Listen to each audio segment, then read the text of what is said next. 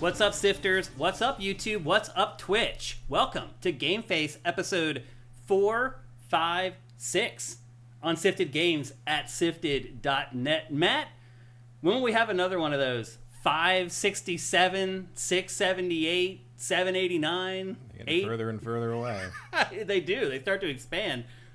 It takes a while to get to these numerically numbered GameFace episodes, but here you are, some of you guys live on Twitch and YouTube, here to check out the biggest and the brightest from video games for the week. And alongside me to do that, as always, is Matt Keil. How's your week going, Matt? You got any plans for Halloween? Not for Halloween, really. There's a party the day after, I think. So you're going to do a party on Saturday? Yeah. Same thing. Nobody want to do a party on Friday for some reason. I actually am going to a party on Friday, but it is with older people. Well, when I say older people, like people our age. Right. We are, older people. We are now the older people, Matt, which is still hard for me to compute. But, the party I'm going to is Friday. I'm going to a party at the same place where I went for July 4th, where they had those crazy, fireworks or whatever. Mm-hmm. Well, apparently, on Halloween night, it's even more crazy. Like, everybody in the street, instead of having fireworks, has their whole houses decked out, and they get, 10,000 kids. Mm. Like, the house that we're going to, they sent us a picture of the candy that they bought for it, and it's literally, stacked this high on their table. Like this, stacked that high with bags of chocolate. So anyway, I think it's going to be pretty interesting to check out that neighborhood, see all the kids dressed up. I'm actually getting dressed up. Are you going to get dressed up? For the party, yeah. Yeah? Have you figured out your costume yet? Yeah, it's just... Car alarm going off. It's just a general sort of ghost thing with light up eyes. Oh, okay, so something spooky. Sort of. I've used all my I've been a Ghostbuster. I've been a Jedi. Very, very accurate. Everything but a Transformer, I'm guessing. Well, no, I'm not gonna build one of those costumes. People do. Yeah, they do. I've seen some really cool ones in the past. Oh yeah. And some really bad ones too. Where someone just takes a cardboard box and tries to make. Those are pretty funny. Yeah. I saw great. it was a picture from TFCon this last weekend, and it was this girl who was dressed as Astro Train, and it was very clever. She was dressed basically in engineer cover, because he turns into a train. And yeah. She's dressed in engineer coveralls with NASA detailing, and had the wings and a hard hat that looked like the top of the robot's head, and it was colored right, but otherwise it was just a person in a occupational outfit for the alt mode with the wings that looked like interpretive, and you knew what it was. It was okay, that's a really clever way of doing. That's funny. That character, because I knew instantly who she was. Yeah, but she wasn't dressed as a robot. It was very clever. Yeah, I'm pretty excited for Halloween. For me, it's one of the biggest holidays of the year for me. I don't go home for Thanksgiving. I don't really celebrate Christmas. I'm not religious. So, I do celebrate Christmas just to see family and friends, but I don't celebrate what it really is about. So, Halloween for me... I would argue that is what it's really about at this point. At this point, maybe? That's what Charles Dickens made it about. Yeah. So, for me, Halloween has always been a big holiday. My wife and I, we used to go out to warehouse parties and listen to house music, and everybody's in costume and dancing, and, there's hard to really explain how awesome that is. To go into a room with 3,000 people, all in awesome costumes, all dancing. It's pretty cool. The Magic Castle has that. Do they? Because costumes are required the week of Halloween. They should you have be. to. Yeah. And, certain days, certain days are members only, so it's even less crowded. Yeah. Those are usually. I didn't go this year. Just didn't. It is a production. It's one of those things where it's you can't just throw the costume together for that. You gotta do it right. You gotta do it right. These magicians. I haven't even started on mine yet for Friday. Who knows what I'm gonna end up looking like. I got two friends going. I gave them invites to go. So on Halloween, they're going on Halloween because that's their anniversary. Wow. So it's gonna be a good time. If you forget that anniversary, you're really in the doghouse. Oh yeah. And they're It's the Magic Castle does it up really well. They decorate the whole building. I can't even imagine, man. The it must walls be awesome. are covered. Yeah. I've been a couple times. One was then when they did an Egyptian tomb, and the whole building. I think the walls are covered with faux stone. Wow. And everything, they go all out. This year the theme is Alice in Wonderland. Oh, wow. Dark Alice and American McGee's Magic Castle. Castle. That could be basically. really cool. So probably, I'm sure it is. You're not allowed to take pictures. Oh, really? In the Magic past the lobby. So I don't really know. Memory only. You're never gonna know what it looks like unless they decide to put official. Or some YouTuber sneaks in there. Oh, that never happens. Wow, that's interesting. Happens. That's crazy. They find you immediately. Wow. I was there once with one of my friend's brother, like my old friend's brother. He was just in town. He's like, yeah, if you can tell. I'm like, sure, I'll take him. He took him, and like he didn't really know. You know, he's a tech guy, but he wasn't really. And the first thing he did when he got to the bar with his girlfriend is like, "Here we go, yeah." And no. Like before he could even snap the photo, someone was like on it, like they're on it. All right. You don't want anyone. It's just exclusive. That's thing. the thing, yeah. You pay for it too, and you don't want anyone videotaping the performances. Yeah, that's proprietary. You'll get like the magicians can record their own performances for like their own use. But if you're just a random person. No photos past the desk. I can understand that. So. Well, I hope you guys are excited. You have some plans for Halloween coming up. Maybe you're not getting dressed up, but maybe you're going to watch a spooky movie. Matt, one cool thing about Halloween in Los Angeles is that there are awesome haunted houses here. Oh, yeah. And they're expensive. Is that it's too hot to wear a costume. Yeah, they're expensive, though. Like, they're like $100 to walk through. But because they know that people here are like, they get it. It's Halloween Horror Nights is sort of the standard, and that costs like $400 if you want the VIP pass, which you definitely need because otherwise you're spending 3 hours in line, and you only get to see like 2 things. Yeah. So you get people here who work in the industry in special effects and work in horror movies that set up these haunted houses in LA that you walk through, and they're like $100 and some to go through, but they are worth it. Nothing gets me in the Halloween spirit more than like a haunted house like that. There's always, the rooms are hit or miss, but there's always a handful of rooms where you're like, okay, like that got me. Like, yeah, I always feel like I'm ruining those when I really? Because they don't scare me. Yeah. I just think you just have cool. the straight face going through. Sort of, and like somebody runs out and like dresses like a xenomorph, and I'm like, oh, that's really cool. No, I've done that before too. I'm like, wow, your makeup's amazing, and they're like, what are you talking about? Stop! What? Come on! You're breaking. Don't compliment the zombie. Yeah. So anyway, I hope you guys have something planned for Halloween. Maybe you're just going to play an awesome spooky video game, something like that. Hopefully you can do something to get yourself into the spirit. We don't really have any Halloween games in today's show, but we have a lot of awesome games. You didn't play the vampire game. Yeah, so. I didn't. You're right. You're right. I dropped the ball there. That should have been for today's show. But today we have The Outer Worlds 2. We have Ninja Gaiden 4. We're going to talk about Halo. What was it? What did they rename it? Halo Campaign Evolved. We're going to talk about Halo. At least it makes it clear there's no multiplayer. Right? That's true. Yep. And Halo is coming to PlayStation, people. I don't think I can't believe I'm saying those words. Halo is coming to PlayStation. I mean, it's kind of about time. Yeah, I mean, it's almost anticlimactic at this point. Yeah, because it's all leaked out. GameStop has declared the console war is over. Right. Now, then it means it's over, Matt. If GameStop says it, then. So anyway, we have those games we're going to talk about. We're also going to talk about this big sensation right now that's sweeping the nation called Ball Cross Pit. We have a great show for you guys today. We're also going to talk about all the insane stuff that Sarah Bond said this week about the next Xbox and about the price of it, We have a packed show for you guys today, full of awesome stuff. Before we get going, though, right here below me, you can see that's our Patreon. That's the only reason this show is happening, is right there. If that doesn't happen, this doesn't happen. So please consider heading over there. For just $5 a month, you get all our content early. You get all our stuff ad-free. You get private podcast feeds of all our shows. It's hard to explain until you've got everything set up and you're in our ecosystem how awesome it is. Because there's just constantly stuff coming into your phone to listen to. And if you want to watch it, then you can go to our website and watch it if you want to. Anyway, we'd really appreciate it if you could head to our Patreon. That would be awesome. If you can't help us with that, you hear us talk about Twitch Prime all the time. If you're watching on YouTube right now, go down below. There's instructions. If you're a member of Amazon Prime, you can give us a free $2.50 every stinking month. Now, you have to re-up it every month, which is kind of a pain. But a lot of people just set an alarm on their phone and just get an alert and just go and do it once a month. We appreciate that as well.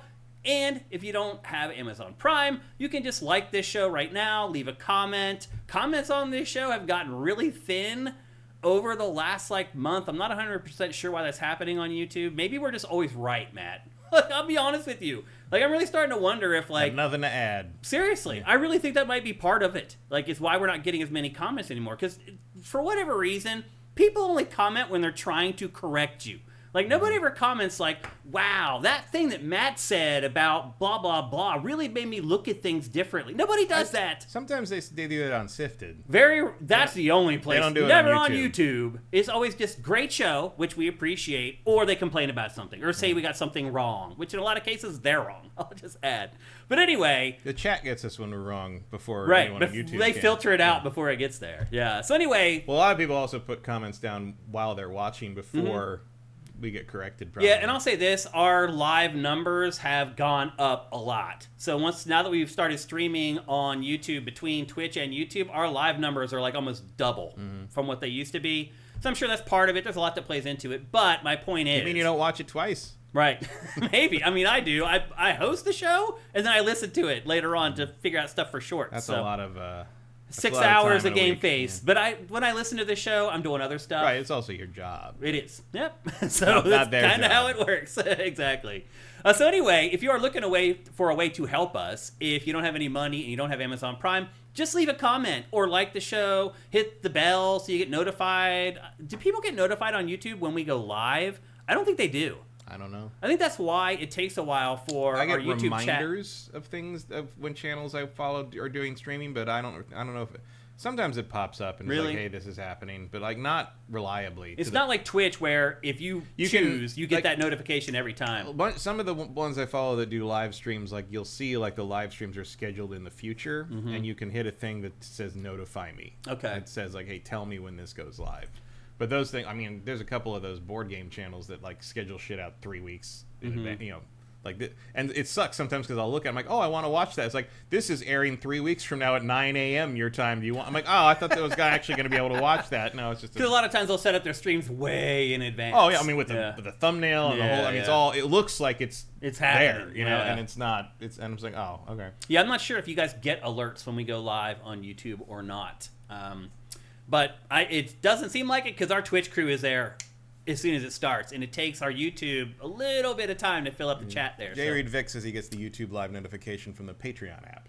Oh. Which is interesting. Because I send a thing. Anyway, there's a lot that goes into all this. There's so many little things that are happening behind the scenes because we're streaming on 2 different places now, and we're promoting the stream on like 5 different social media now. It's just bonkers. So it's hard to figure out sometimes like what is working to get people to the show and what's not when you're doing like 10 different things. So I wish I had the time to really pour over all that data. Unfortunately, I do not.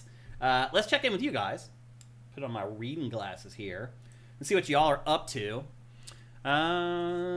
Alien ID said, I got confused by this, but then I realized that we had daylight savings on Sunday. Who had daylight savings on Sunday?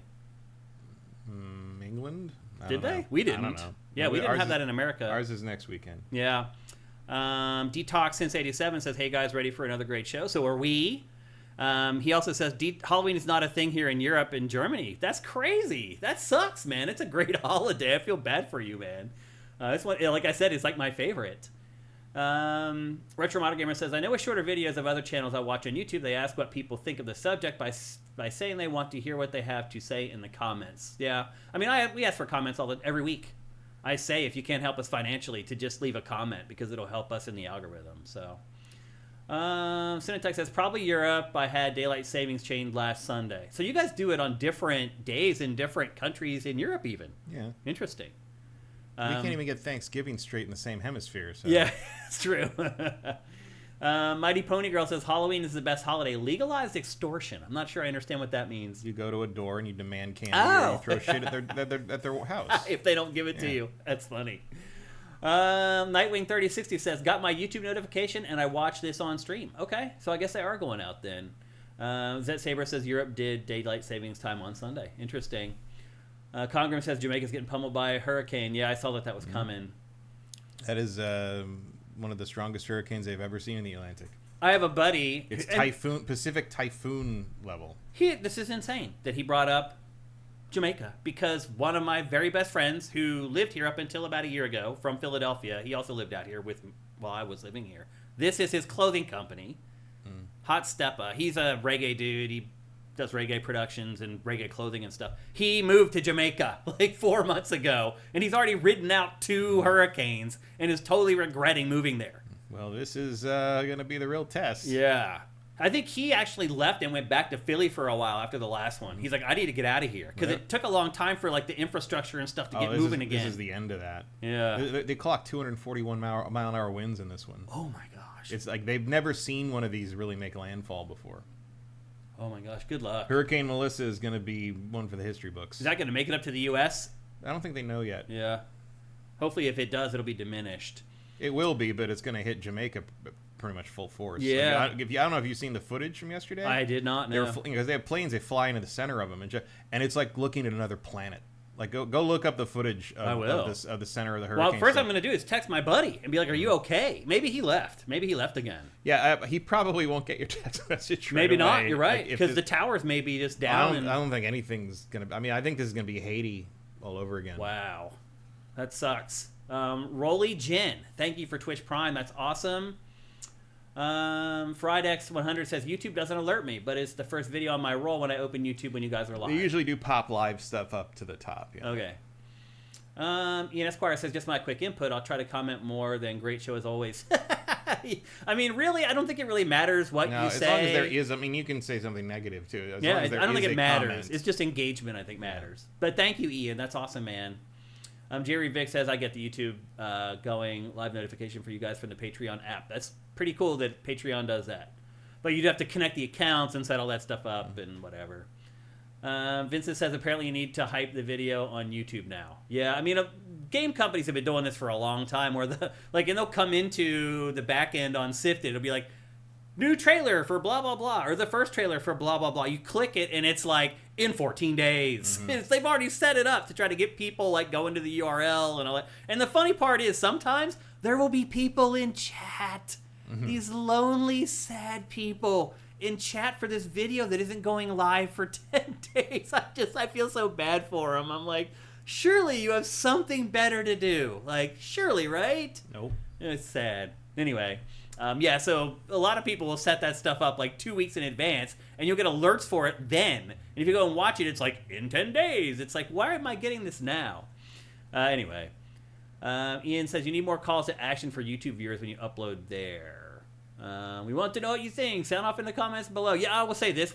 I generally only do that on Ask Shane Anything. I don't do it on GameFace that much, where we're like, hey, like, what do you think? Put it in the comments below. I guess I just always assume that smart people just do that. You don't have to tell them or ask, but as someone who's been in many YouTube comment sections, I assure you the smart people are not the ones doing that. Okay, fair enough. J. Reed Vic says, I watch half of it live and then archive later. Yeah, love you too, J. Reed Vic. Hope you're doing good, man. Richard Montgomery says, Microsoft is having their Sonic coming to Nintendo moment. Yep, we're going to talk about that. Casino 51, I'm playing Ball Cross Pit right now. It is a big, big game. It is just another one of those little games that's just caught on with everybody. Cinetyke says, Halo Ice evolved more like, we're not going to go there on stream today.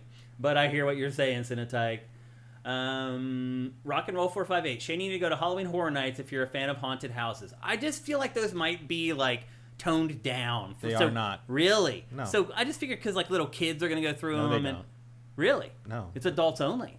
Pretty much. Wow. I don't remember ever seeing a kid. So they don't pull punches in those? Of course not. Interesting. I thought they would. No. I thought they'd be like these pasteurized, jump scares. Who have you been talking to? Like Halloween Horror Nights is the I've never gone. Halloween Horror Nights is the gold standard. Wow, I'm surprised Without to hear any that. question. I just figured since it was commercial, it would Absolutely just be tame. not. Wow. Absolutely not. That's good to hear. Go see the fucking Terrifier thing this year. Oh, they're doing Terrifier this year. Yeah. I thought it was Fallout. There's tons of different ones. Oh. There's like 9 different haunted houses. I just thought it was one. No, it's like 9 different things. Oh, I didn't know That's that. why I said pay for the VIP pass, because you get to jump to the front of the line once per maze, once I per see. haunted house. Because otherwise it's like a 3-hour wait for the popular ones. That's insane. So you do that. It costs a lot. It's like $300, but like you jump ahead and you get to see everything. If you only wait in the lines normally, you'll probably get to see 2. And how much are those tickets for the regular? Regular tickets like 100 something. Yeah, and then you add on like 200 for the VIP for the others. Thing, VIP Express or something. Are there like that. bars open there? Can you drink? Oh yeah. Oh, yeah. really? That sounds like fun. It ain't Disneyland. Yeah. There's bars everywhere.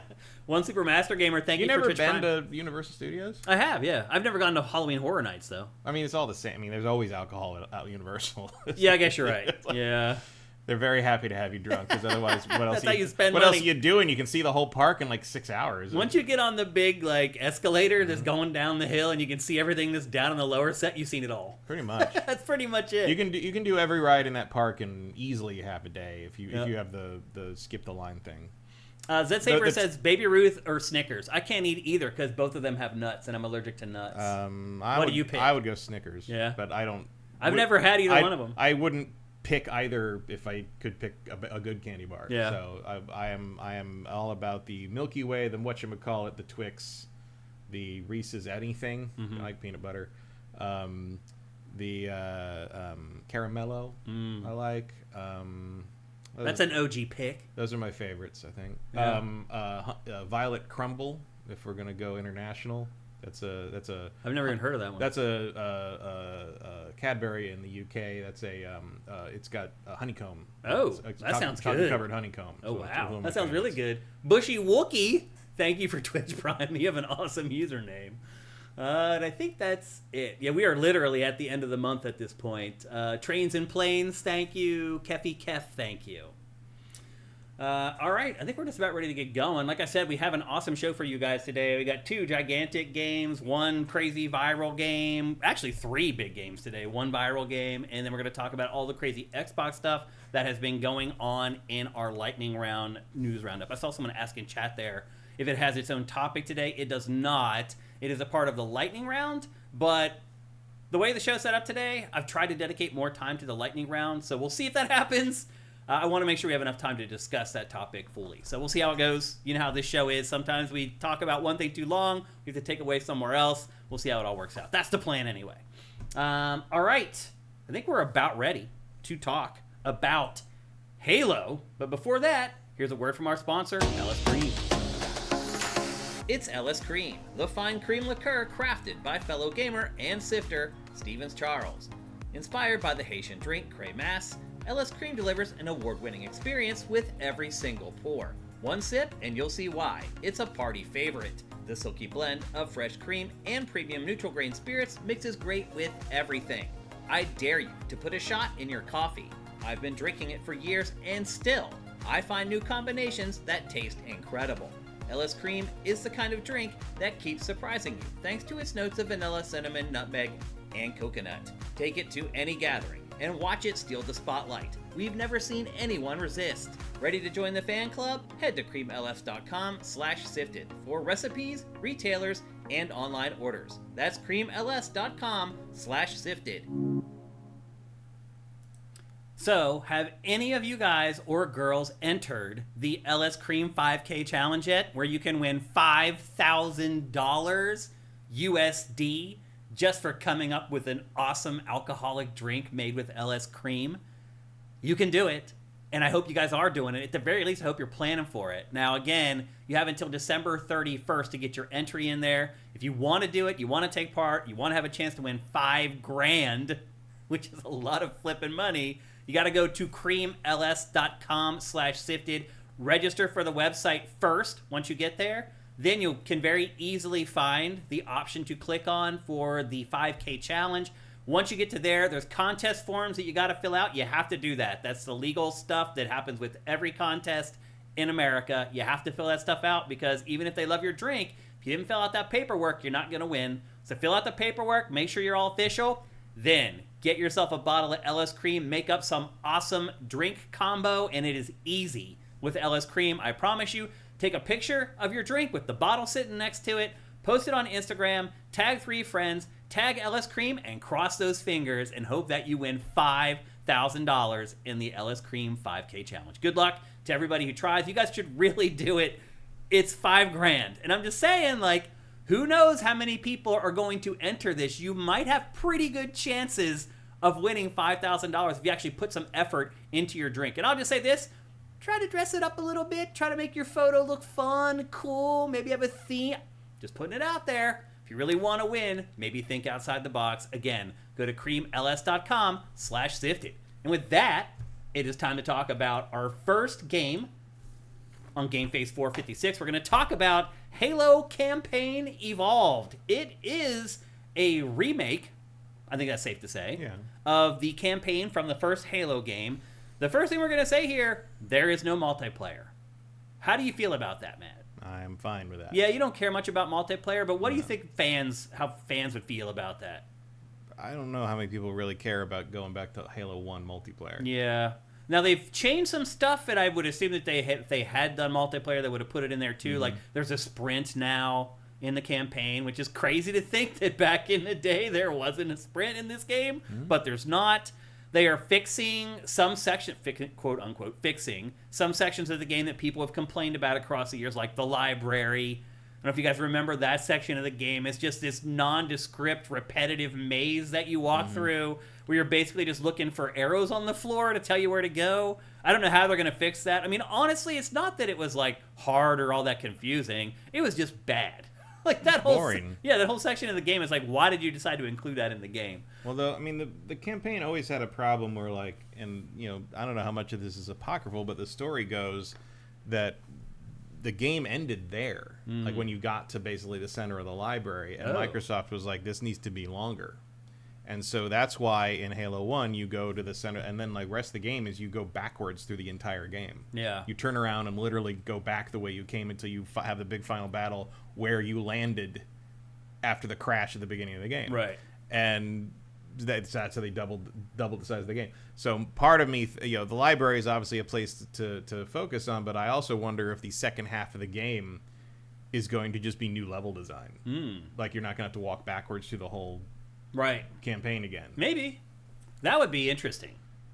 Because like there's no reason you need to do that. Yeah. It could be in new places. It's just they didn't have time to make anything else. So I don't know how true that is, but that's certainly what I was told at the time over drinks in various places. Yeah. Aren't there 3 prequel missions in this, though, too? They've said something about that. Yeah, there's going to be like 3 missions that were never in the original Halo. Which makes you wonder what that is, because I mean, it's going to lead up to the ships coming across the water, right? That'd be my guess. Coming across the water? Yeah, I mean, at the beginning of the game. Well, the beginning of the game is the Pillar of Autumn getting shot down. Right. Yeah, that's true. They're coming across the water because they just abandoned ship. Right. This is a little later than that. I mean, they're probably just going to show what leads up to the Pillar of Autumn. Well, yeah, that's called Halo Reach. Yeah. So it literally goes up to the minute before. Actually, Halo. you're right, Matt. That's true. That's a good point. So What are they going to do? I don't know what those are going to be. Well, Reach does not have Master Chief in it. No. But, so maybe that's what this will be. Because Master Chief isn't awake yet. Oh, you're right. He can't even be in the prequels.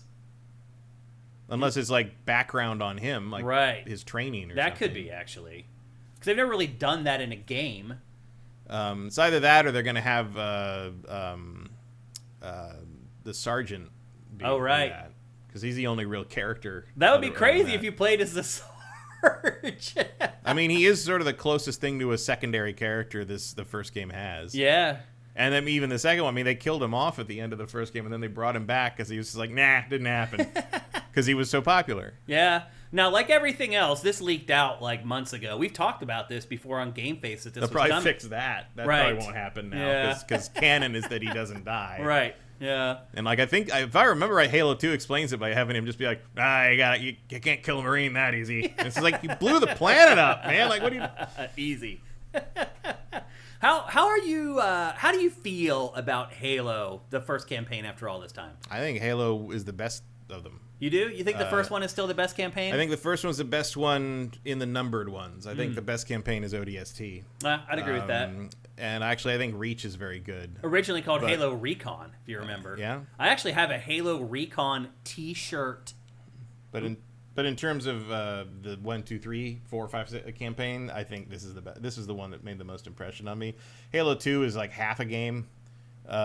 Campaign wise, and Halo 3 I didn't think was very satisfying overall. And then 4 and 5 I hate, and really to me the best Halo campaigns are this Reach and ODST, and ODST is really pretty head and shoulders above everything else. Like it really is not a competition. ODST is really, really good, and ODST is probably my favorite multiplayer too. Like I think overall ODST is my favorite Halo game by a wide margin. I think a lot of people would say that, or Reach. Some people pull Reach out Reach. is also really good. For me, it's my favorite of all, as far as like all parts of the game, is Halo 3. I think it's the best Halo as far as multiplayer and campaign. My favorite campaign, it probably, of the numbered, is probably Halo 1. But I think maybe part of that is because when I played it for the first time, it was different. Yeah. I mean, the novelty of this one is hard to discount. Right. When you first experience those 15-minute chunks of awesome that they snap until together. you play it in the Master Chief Collection, and you're like, oh. Right. this is a long time ago. Yeah. I mean, I tried to play Halo not long ago. It felt old and people antiquated. make fun of like what they're doing here, but it's like it doesn't. If you're gonna put this out again, especially as a PlayStation release, it needs a refresh. For sure. Yeah, no doubt about it. And that's a nice segue into the next thing I want to discuss, which is the fact that this is the first Halo on PlayStation, and they haven't announced a specific release date. They just said next year or whatever. So Halo on PlayStation in 2026.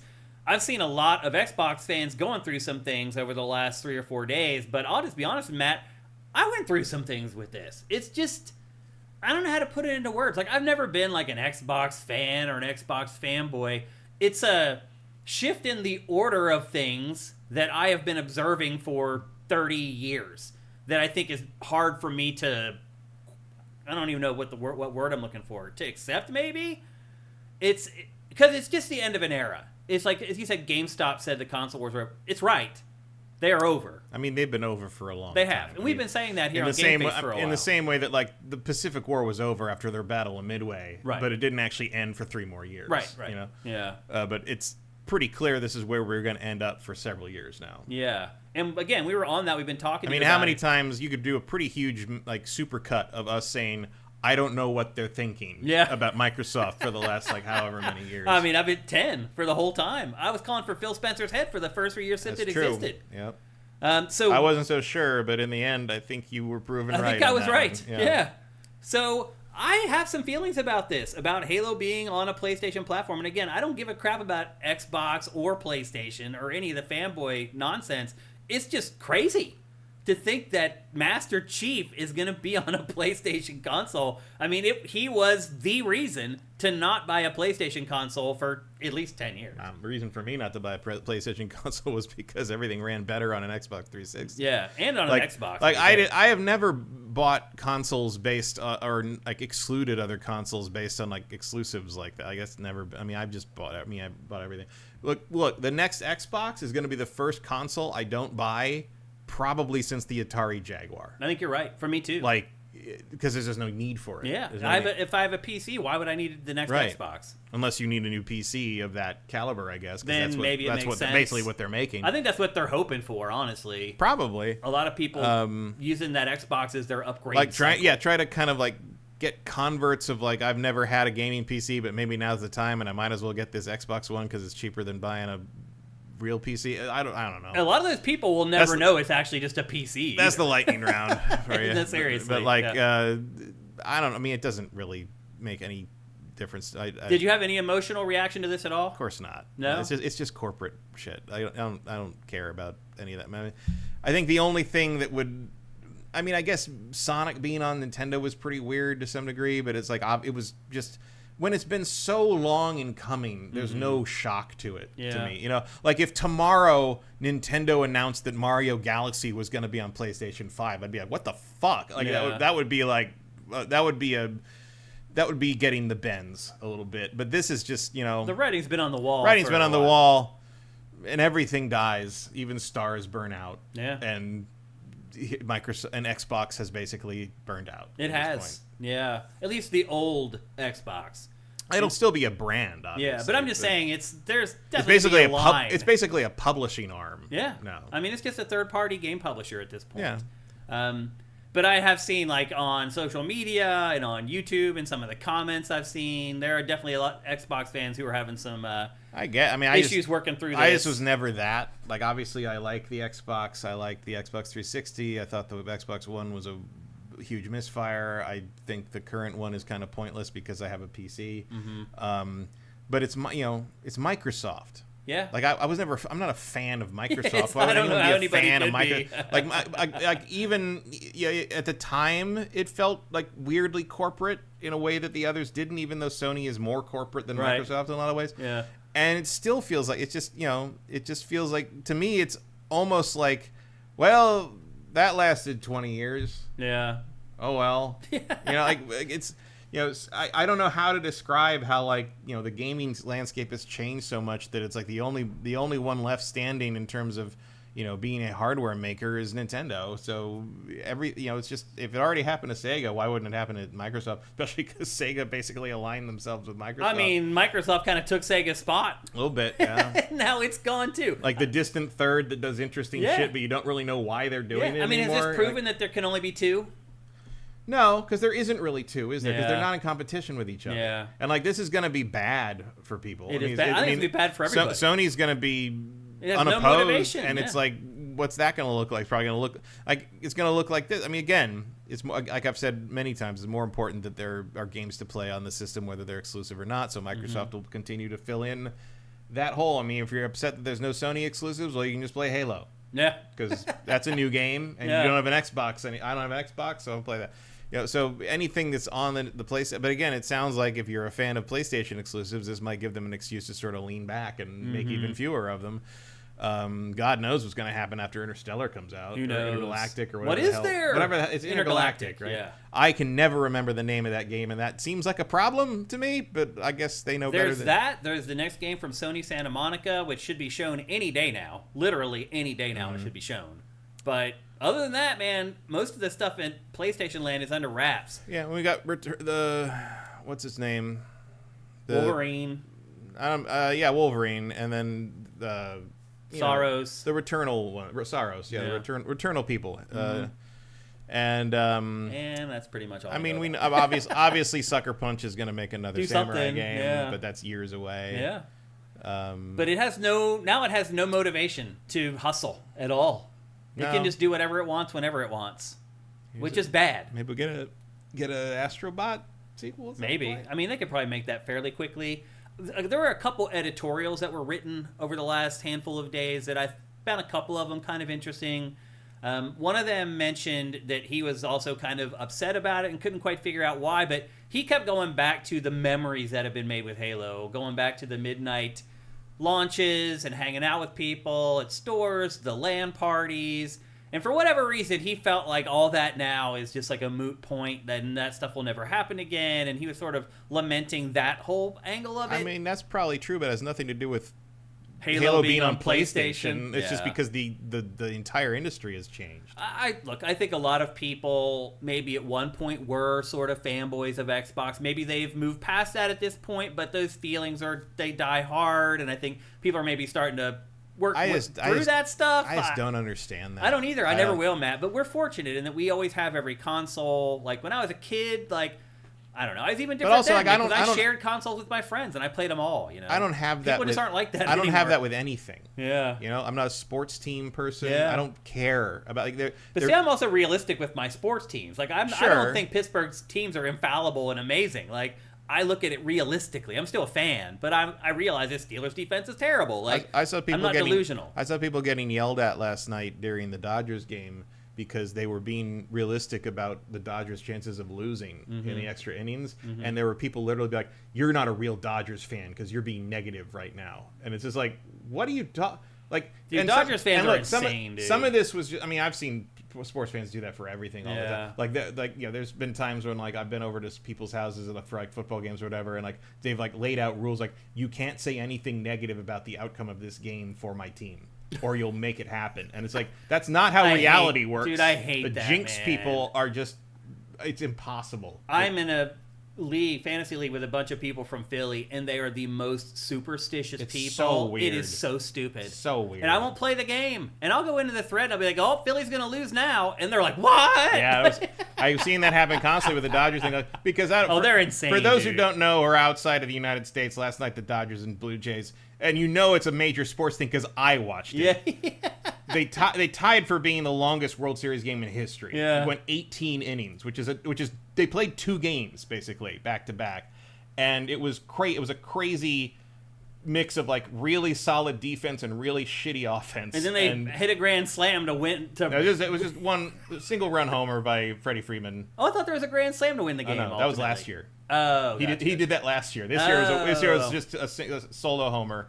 Talking to Dodgers fans, they're insane. Oh, yeah. Don't try to tell them that they buy championships. They will lose their minds on you. But that's what they're doing. That's why I don't care about baseball. They just buy championships. It's like, that's how MLB is. I don't care. Well, it's because it's so individual as a sport. There's no salary cap in MLB. Every other sport has a cap. But also, like, I think the individual players matter more in the sense that, like, yeah, pitchers do, for sure. Pitchers, and certainly, obviously, Ohtani is a major. He's a pitcher. He's a pitcher and one of the best batters. I mean, he's two of the best players in one person. I know, it's of crazy. all time. Like, he's one of the best ever. Yeah. Ohtani does stuff in one game that's like, if you wrote that 20 years ago, people would be like, "That's just stupid." Like, is it Superman? Yeah. Is it a alien plane?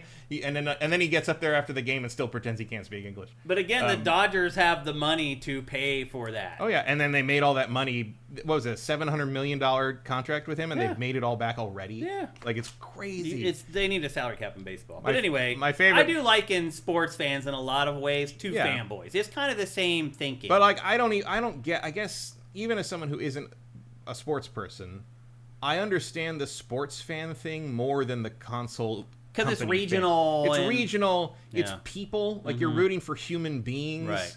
And, like, instead of transistors, doing things organically on a field. Like, I get that way more than, like, rooting for a bunch of stuffed suit corporate people. Yeah. Like, it's just, who gives a shit? They don't look at it that way, though. I know they don't. Like, I'm rooting for the characters and the IP. Right, but those aren't real things. I know, They're all just things making millionaires more money. Like, who gives a shit? Like, why are you investing yourself? I mean, I know it's because you can't afford the other consoles. But everybody watching right now really isn't that way. Because, honestly, I think it's you wouldn't be able to tolerate us very long. No, they can't. Like, fanboys cannot stand our show. That people, like, half of the comments on our show is like, why doesn't this show do more views than it should be? It should be doing 100 times. It's because we're not fanboys. And fanboys hate this show. Well, it's also because we call it how it is. And people don't want to hear it. They just want to go la-di-dee, la-di-da.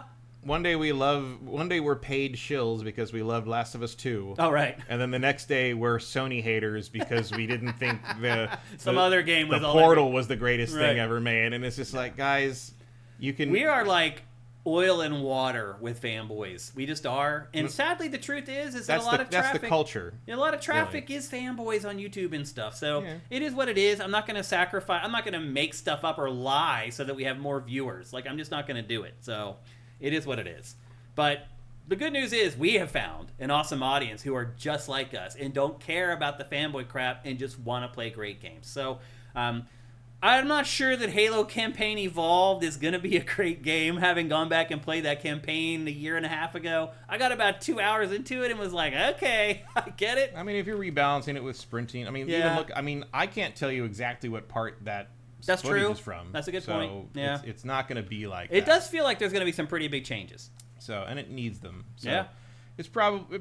I mean, look, it'll probably be another huge Sony seller. Mm-hmm. Oh yeah, it will. Oh yeah. I mean, a lot of people have never played Halo ever. So yeah, I mean, so on one side you have the Xbox fans crying, on the other side you have the Sony fans whooping it up. So it's an interesting time here in the games industry. Curious how much they'll charge for it. My guess is $70. Probably. Even though it's just a campaign. I would say they should charge $40, but they won't. I could say $50 maybe. That would be the max for me. But like, it's gonna be a lot. Yeah. They got you over the barrel if you're a PlayStation Am I gonna fan. get it for free if I already have Master Chief Collection, like the Gears of War thing? I think are we gonna? I don't know. Maybe. I didn't see anything about Microsoft is good about that kind of stuff. Tend to be. Microsoft or Xbox. I'd rather you say Xbox. Xbox, yeah. Yeah, they ain't giving you Windows 12 for anything. No. So anyway, there you go. That's Halo Campaign Evolved. Again, a remake of the first Halo campaign. There is no multiplayer. It is coming sometime in 2026 to PC, PlayStation 5, and Xbox Series consoles. No Switch 2 announcement. I was kind of surprised by that. Well, feels like you could definitely run that on Switch 2. Probably give it some time. Yeah, my guess is it'll show up eventually. I don't know. Like, I'm guessing this is going to be a May-June thing. Yeah. Because they're not going to want to put it anywhere near Call of Duty. Yeah, definitely not. They'll stay away from Q4, and it seems like it's kind of done. Yeah, it's probably first half of the year. My guess is like March, maybe, because the press has already played it. What you just watched is a 15-minute chunk of gameplay that Xbox put out, so it's definitely in the advanced stages of development. So we'll see. I don't think it'll be too long, but anyway, sometime in 2026 for PC, PS5, and Xbox Series. Okay, we're about to talk about The Outer Worlds 2, but before we do that, here is a word from our other awesome sponsor, The Repair App. Cracked phone screen, stuck zipper, busted bike, borked HDMI port, persnickety PlayStation? Don't toss it, boss it with The Repair App. The mission is to build a world where repair is the norm, not the exception. Snap a pic, describe the issue, and find local pros ready to fix it fast. It's not a marketplace, it's a movement that saves your stuff, your sanity, and the planet. No fees, no credit cards, no data collection, no stress. Just fast and fabulous fixes. Track your items and the repairs, log warranties, build a repair history, and become the hero your stuff deserves. Fight landfill guilt, save some cash, and support local business all at the same time. And best of all, it's free. Join the Repair App waiting list today at therepair.app and be among the first to get access. Fix it, keep it, repeat, because trash is so last century. Okay, people, so this is the last week of our sponsorship with the Repair App. So this is my last chance to convince you guys to go sign up and use the Repair App. Go to therepair.app, sign up there, or just punch in the search engine what you're looking to fix. It'll walk you through the process, try to connect you with local repair places. You're helping yourself, you're helping the environment, and you're helping your local economy by making sure that these repair places nearby have plenty of business. Go to therepair.app. Again, this is our last chance to sell you guys on this before they're off and they're launching and they're doing their thing. Very happy and appreciative of the Repair App for sponsoring us here, but this does bring up an opening for sponsorship in GameFace. We only will ever do 3 at a time in the show, and we just finished up with the Repair App, so we have a spot open in GameFace. If you're interested in sponsoring the show, just send an email to sponsorship@sifted.net, and we can work through it, and we can talk about it. But big thanks to the Repair App. I truly hope that you guys will go and use the app, share the app with other people. Again, I said this before, but we're very fortunate that most of the sponsors that we get for GameFace are companies that we believe in and we support. And the Repair App is definitely one of those. Anything we can do to keep from dumping more crap into the dirt, putting more trash into the dirt, those old consoles, those old jeans, those old everything that you got that you can't find the heart to throw out, go to the Repair App, get that stuff fixed, and start using it again. So thanks again to the Repair App for the sponsorship. We wish them a lot of success in their launch, and we hope that they do very well, and we think that you would be very smart to go and use it. Go to therepair.app. Okay, it's time to talk about The Outer Worlds 2. I'm just going to say up front that I have not had a chance to play this, so Matt has spent a big chunk of his week with this game, and he is going to drive this discussion for the most part. Matt, what are your sort of top-level impressions of The Outer Worlds 2 so far? Anything that caught you off guard? You've been surprised by? Well, the save bug caught me off guard several times. Is that a known issue that everyone's dealing with? No, it's only really if you bought it on Steam. That's kind of a big deal considering where Microsoft is headed right now, and Xbox is headed. I have seen very few people complaining about it, so I don't think a lot of people are... I don't think a lot of people bought it on Steam, especially not the early access. Because remember, we're still in early access. You had to get the premium edition. Right. To play Also, it don't 5 days forget early. that Game Pass PC is still dirt cheap. Right. And, relatively speaking. We're going to see, I assume there will be some kind of day one patch on Wednesday that fixes this. Mm-hmm. But the problem is that it took me a while to figure it out and find some Reddit stuff that explained it. But essentially, it will stop auto-saving. Mm-hmm. And this happened to me 3 or 4 times, and I lost 1 to 3 hours of progress every time. So you ended up losing 9 hours. I probably lost 9 to 10 hours of progress. That is brutal, man. Across all of the different times it happened, because there's no real way to know when it's happening. That is brutal. And until it happens, and then you go to save and it's grayed out, and you're like, well, when was the last time it auto-saved? And there's no way to really know, because the saves in this game do not have timestamps. Why? They list the date and they list how much time you've played, but they do not tell you what time the save was made, which is bizarre. That is bizarre in 2025. Yeah. And so and then you have to quit out because you can't save anymore. So you have to quit out and you load the latest save, and it's 3 hours ago. I lost all my progress on one planet once. That's brutal, man. It's and now it didn't take that long to get back to where I was because I could skip all the dialogue and sort of burn through. I knew where I was going. You knew the convos, what you wanted to do in the conversations. So and an Obsidian game is obviously a lot of conversations. So I was able to get back probably in a third of the time that it took me to get there the first time because a lot of exploring and poking around. Yeah. But still. Fuck sucks. You. It really sucks. So it turned. That's a big deal too, because Xbox is turning into a PC, and all their games are going to be on Steam. This is an issue that it needs to iron out. This seems very specific to this game. I've never encountered anything like this before. I didn't play Avowed. It's the same engine, so I didn't play Avowed on this. I don't know if it had the same problem. Right. But I played that on Game Pass. Yeah, I played it on Xbox. So I didn't actually play it on Game Pass. I bought this too because I like to support Obsidian. Mm-hmm. So it turned out it's a problem with, I guess it's still, even when you're logged just into Steam, it's still trying to save to the Xbox cloud saves. Oh. And if it can't do that, it will just stop doing it. Oh, I see. So it won't autosave anymore, because it normally autosaves after every time you do a major thing, every time you complete a quest, every time you fast travel, the usual. It won't even autosave. It won't say autosave. That's the problem. Is the last autosave was hours ago, and because I haven't hard saved, and you can't. And once you realize that this has happened, you can't hard save. Oh, man. So the way to fix it is at the title screen, you make sure you're logged into Xbox, because you're not by default. And once it logs into Xbox, it will work normally, and that hasn't happened since I did that. Okay. One of the other problems is, the way it shows you what you're logged into is down in the lower left corner. It shows your sign-in name, little check next to it. Mm-hmm. No indication that there's no Steam logo, there's no anything like that. When you go, there's a little thing that says, hit this button to activate Xbox, and then you hit the Xbox and log into Xbox, and then it just shows an identical version of your login name with a check next to that instead, underneath the previous one with no check next to it. No logos, no indication of which one's which, no nothing. But that is what fixed that. It hasn't happened since then. Okay. I'm hoping that they will put out... PSA for you out there, So people. I'm hoping they put out some kind of patch. I'm sure there'll be a day one patch. You'd think. But it seems to be very specific to Steam.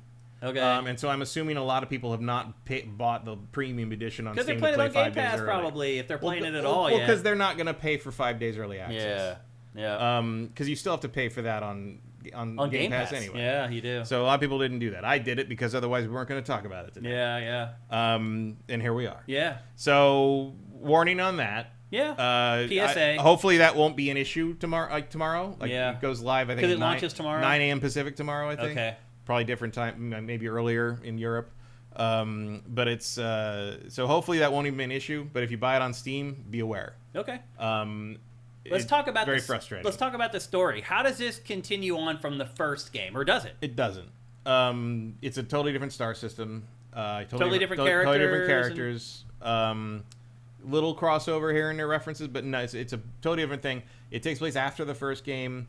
Do you know how long after the first game? Hard to say. Not that it really matters. I think it's been like 10 years. I think the game's if I'm gauging it correctly, it starts about the same time as the first game. Okay. But then you're out of action for 10 years between the tutorial and the main game, and in that time, this game, yeah. And in that time, a bunch of stuff happens. And the main thing that happens, that's sort of the baseline premise of the whole game, is that in the first game, the kind of the corporate war tension was between Anti-Cleos and Spacer's Choice, the two horrible corporations that kind of rule the Halcyon system. Yeah. So we're in the Arcadia system now, and in the time you've been out, Anti-Cleos had made a hostile takeover of Spacer's Choice and is now Anti's Choice. Oh. So the two primary sort of like corporate rivals in the first game have merged into one company, which is done so that the tension in this game can be different than just two.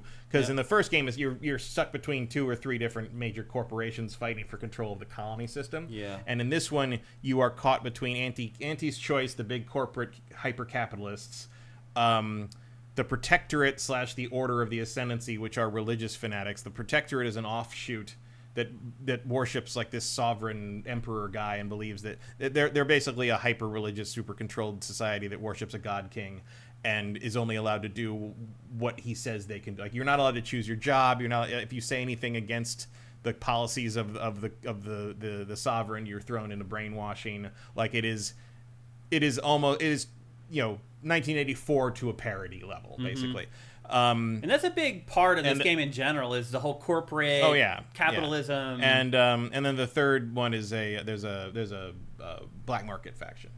And then the Order of the Ascendancy is the main religious sect that the Protectorate branched off of, and they worship math. So they think they can predict everything that's going to happen, probably, definitely, possibly, most likely, with equations. And so there's sort of a human element missing from how they decide to do things. The upshot is that those are your kind of your tension there is between that. You are working for the Earth Directorate. What are you trying to do? What's your goal? Well, when you're there in the very beginning of the game, you are an Earth Directorate agent, Earth Protectorate agent, or Directorate, something like that. I can't remember. It's all corporate speak. But you are basically ostensibly like a Flash Gordon style hero. That's how they propagandize these agents. But what you really are is a enforcer for like a militaristic PMC. Basically. Yeah, they basically solve everything with force, and you're the heavy. your team. You're the commander of the team, and the teammates are always like, let's go in and kill everything so they know we're right, kind of stuff. And as you can see in the footage here, it all goes very poorly. Yeah. And you get betrayed by someone you're working with, and when you're woken up 10 years later after escaping the situation, you personally want to go find the person who stabbed you in the back and deal with them. Mm-hmm. And on a larger scale, the thing that happened here created a rift, like a spatial rift, that's going to destroy the star system in about 10 years. Oh. And so you're trying to get revenge, but also save the solar system. But because it's going to happen in like 10 years, no one cares. Oh, because it's we'll like 10 years from now, and they're making money now. Right. So what we talk about how there's going to be like the solar system going to be, that's going to drive profits down. Or like the order of the religious people don't believe it because their equations don't say that's going to happen. And the black market people don't care because they're like, well, we'll just leave. Right. Yeah. So you're kind of the only sane person in a solar system full of morons. Is wow. Sort of basically how I would describe. I mean, the first game's a little bit like that too, because like everyone's been like the people who grew up in anti-Cleos or anti-choice stuff. They don't know there's another way to be, because they're like, just that's all they've known. Everything's just a transaction. No one has any critical thinking. No one understands like the way to get anything done pragmatically. It's all they have to go by their dogma. Like the Protectorate people, because they are assigned jobs and assigned ideas and assigned how to think, one of the ways you can get some of them to defect is by just telling them that if they come over to anti's choice, they can just decide what to do for a living, and that's a completely revolutionary idea to them. Yeah. And so a lot of them do that. There's one thing where a lot of them do that, and like you come back and like they're all like some of them have chosen completely crazy, frivolous jobs because they never thought that was a thing you could do. Right. And like the ones that stayed in their jobs are just like they're doing their job and they're getting appreciated for it, and then they're going and partying at the bar all night, and that's what they do every day because they've never had anything like that before. Yeah. So it is the clash of those cultures, and you're kind of the monkey wrench being thrown into the works because you aren't really aligned with any of them. You can align with them if you want. Yeah. I saw someone complaining about this game because they said it was pro-capitalist and they make you bootlick too much. Wait, what? But it is. I thought it was anti-capitalist. It's only if you side with anti-choice. You can choose, right? You can back each side if you want. Right. Like there's a faction. So it's just how they played it, basically. Right. So basically, like you saw, like basically because you are living in a capitalist society. Yeah. You saw the dialogue options that support Auntie's choice as the least horrible dialogue choices, which sometimes they are. I mean, usually there's a way. There's a third way or a fourth way where you could kind of thread the needle and be like, wouldn't it be better to not be an asshole? Yeah. And usually the answer to that is no. Not if you want to get rich. So, not really, no. Or fulfill the sovereign's needs, right. or abide by the like. There's like the Order of the Ascendancy has stuff where it's like one of their mathematicians predicted that something bad's going to happen in this part of the city, so they evacuate the city and no one's allowed to go in there for months until the bad thing happens. If the bad thing right. happens, which it might not, because it's prophecy with an equation, but they don't. And like you talk to them, and it's like, so you don't actually know, and they're like, no, but like we're pretty sure, you know. It's like, and so it's that kind of shit. It's like it's not like Fallout where like you're solving sort of like quirky stuff, but also like there's a ground. Like, everyone in this game is crazy, loony. They're completely insane. It's an Alice in Wonderland level thing. Like these two run the first settlement you come across, and you basically have to choose between them. He wants to manipulate everyone and swindle people. He's a carnival bark, as you can see. He wants to swindle people out of shit and basically do all that. And she wants you to go kill tons of people to like get rid of the people that are giving them problems. And if you have to pick one of them, and whichever one you pick, the other one just won't talk to you anymore. Oh wow! So it's like real consequences for your decision. I mean, it's Obsidian, so there is that, and there's a lot of like gray. So there is no good guy. There is no like in the Bethesda Fallouts, it's pretty obvious pretty obvious who the decent people can be. Yeah. You'd have to choose evil. In this one, it's just like good luck. Everyone sucks, yeah. And like you can kind of thread that needle and try to like keep them happy through results, but they don't acknowledge that. And it's notable that just like the first game, the faction reputation stuff, it's all about reputation in the sense of trusted or hated, not like good or bad. Right. Interesting. And in fact, there are ways to take advantage of it. If you want to play someone who's more of a scoundrel, there are the level up system is somewhat similar to the original game. You see here's the skills. So every level you get 2 skill points to put into whatever you want. You've got the stars there. There's so many options. The stars there indicate your preferred skills, so you can level up past your level with them. I'll tell you this much. Observation is a necessary skill. Really? Observation lets you see hidden things in the world, and if you don't have that, you will miss so much good shit. Interesting. Observation should be the first thing First you put thing. in. I would say that's the most important skill in the game, especially early on. There's a pro tip for you. Beyond that, and every even level, you get a perk.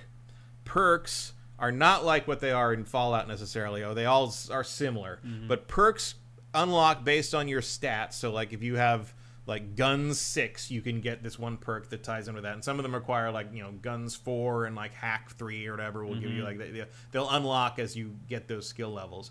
And you pick one every 2 levels, and those are more significant changes to things. And there's like this ups your critical damage by 15% and your chance of doing it by 5%. Some of them are more inventive. It's like there's one called Troublemaker, I think it's called, where it's like if you get damage bonuses and reward bonuses if you have negative reputation with a faction. Oh, interesting. Things like that. It actually plays into your reputation. Yeah, and then on top of that, there are things called flaws, and that was in the first game as well. Flaws are more like I think Fallout calls them traits. They're things that have a good upside and a downside, and the game will actually give them to you based on how you play. And you don't unlock them or choose them. No, it pops it up and you can accept it or not accept it. But if you do accept it, it's forever. You're stuck with high stakes. And so I have it's pretty good. It makes sense. So like I was given the two flaws I've given that I've taken are what is it? Over prepared, which is it's basically it's because I reload before I run out of ammo all the time. I do too. Yeah. So over prepared, your clip size like almost doubles, or I think it's like 50% clip size bonus. But if you run out of ammo instead of reloading before it's out, you spend 8 seconds with I think it's a 40% damage decrease. Oh, interesting. So while you're now the good news is. Most reloading animations take them almost 8 seconds. So by the time you're done reloading, it's over. The reload animations are pretty long. But I reload after almost anything. Me too. So like that's a really good perk. I do that for in me. every game. It's so now my sniper rifle holds 15 bullets instead of 7. You know. How does the gunplay feel? And then the other one I have is called Jack of All Trades, which doesn't let me raise my I get 3 skill points per level instead of 2, but I can only put the skill points in my lowest stat. Oh. So it keeps everything even, and since I'm only running like a certain number of skill points, like a certain number of skills, I'm basically getting to level everything up evenly as I go. Oh, okay. And then there's other ones I've rejected, like there's one called Bad Knees, which is because I crouch too much because I'm sneaking around. And it basically, I believe it's something like some crazy bonus for stealth attacks.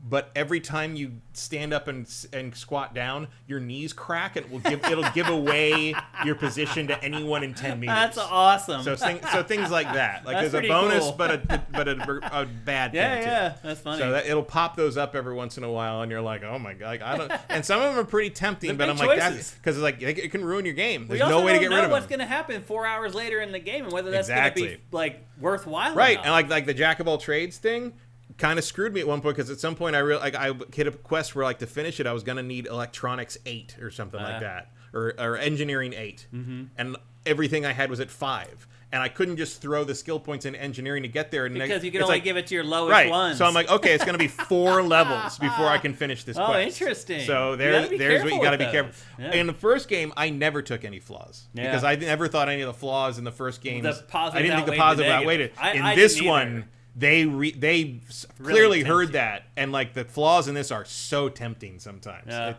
And I'm just like, oh no, I can like you're just envisioning all the scenarios where this would be terrible, and you're like, I could probably deal with that. But you sit there bargaining with yourself over it. It's a very compelling mechanic. Yeah. It's something I feel like other games could probably steal. Yeah. Because it's more compelling than the way Fallout does it, where you basically pick it at the beginning or whatever. Because it just like it feels like a judgment. Because a lot of people would also call me over prepared. Yeah. In real life, it's like it's looking at what you're doing and making and offering you things based on that. It's noting how you're playing and be like, hey, since you play like this, maybe you want to do this, and it's like, oh, well, right. It's very clever. So this is obviously a first-person shooter, not like even an RPG shooter, like a shooter. No, it's an RPG. But I mean, if the gunplay feels immediate, feels responsive. No. Oh, it doesn't. I mean, it does. It's fine, but it's so stat-based. Oh, it is. There's stuff going on. The guns do no damage at all. Really? All the damage comes from your stats. Okay.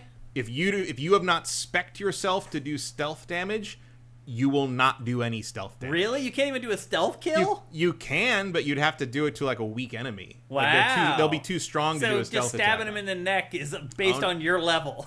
It's based on your stats. It's based on what you spec your character to be. Yeah. And you never get to respec. That's crazy. You get to respec at the end of the tutorial.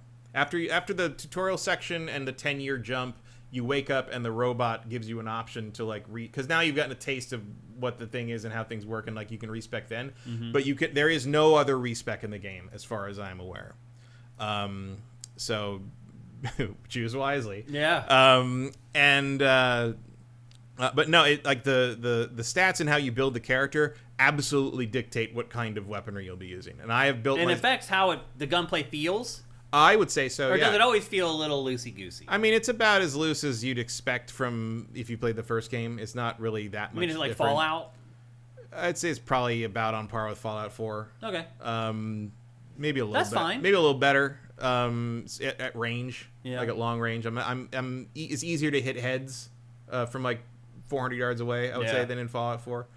But again, the feel that really is impacted is if you're putting things in because I have a bunch of perks that boost assault rifle and repeating rifle and sniper rifle stuff. So I do really good damage at range. But all those perks also I have 20% damage decrease if they're closer than like 50 yards. Yeah. So I got to keep them away. But when you're doing when I'm doing that and I unload with like a shock machine gun, you just melt through shit. But if I switch to like a pistol or a shotgun, it would be like hitting walls. Yeah. Like so, like if you're playing, so the guns do matter. The guns matter, but like you have to spec your character. If you didn't have any specs in place, it would all feel the same. Yeah. Like the differences in the guns are much more about the stats of the character than what the gun does. This is not It's actually the opposite of Borderlands. Like, the gun doesn't determine anything beyond baseline.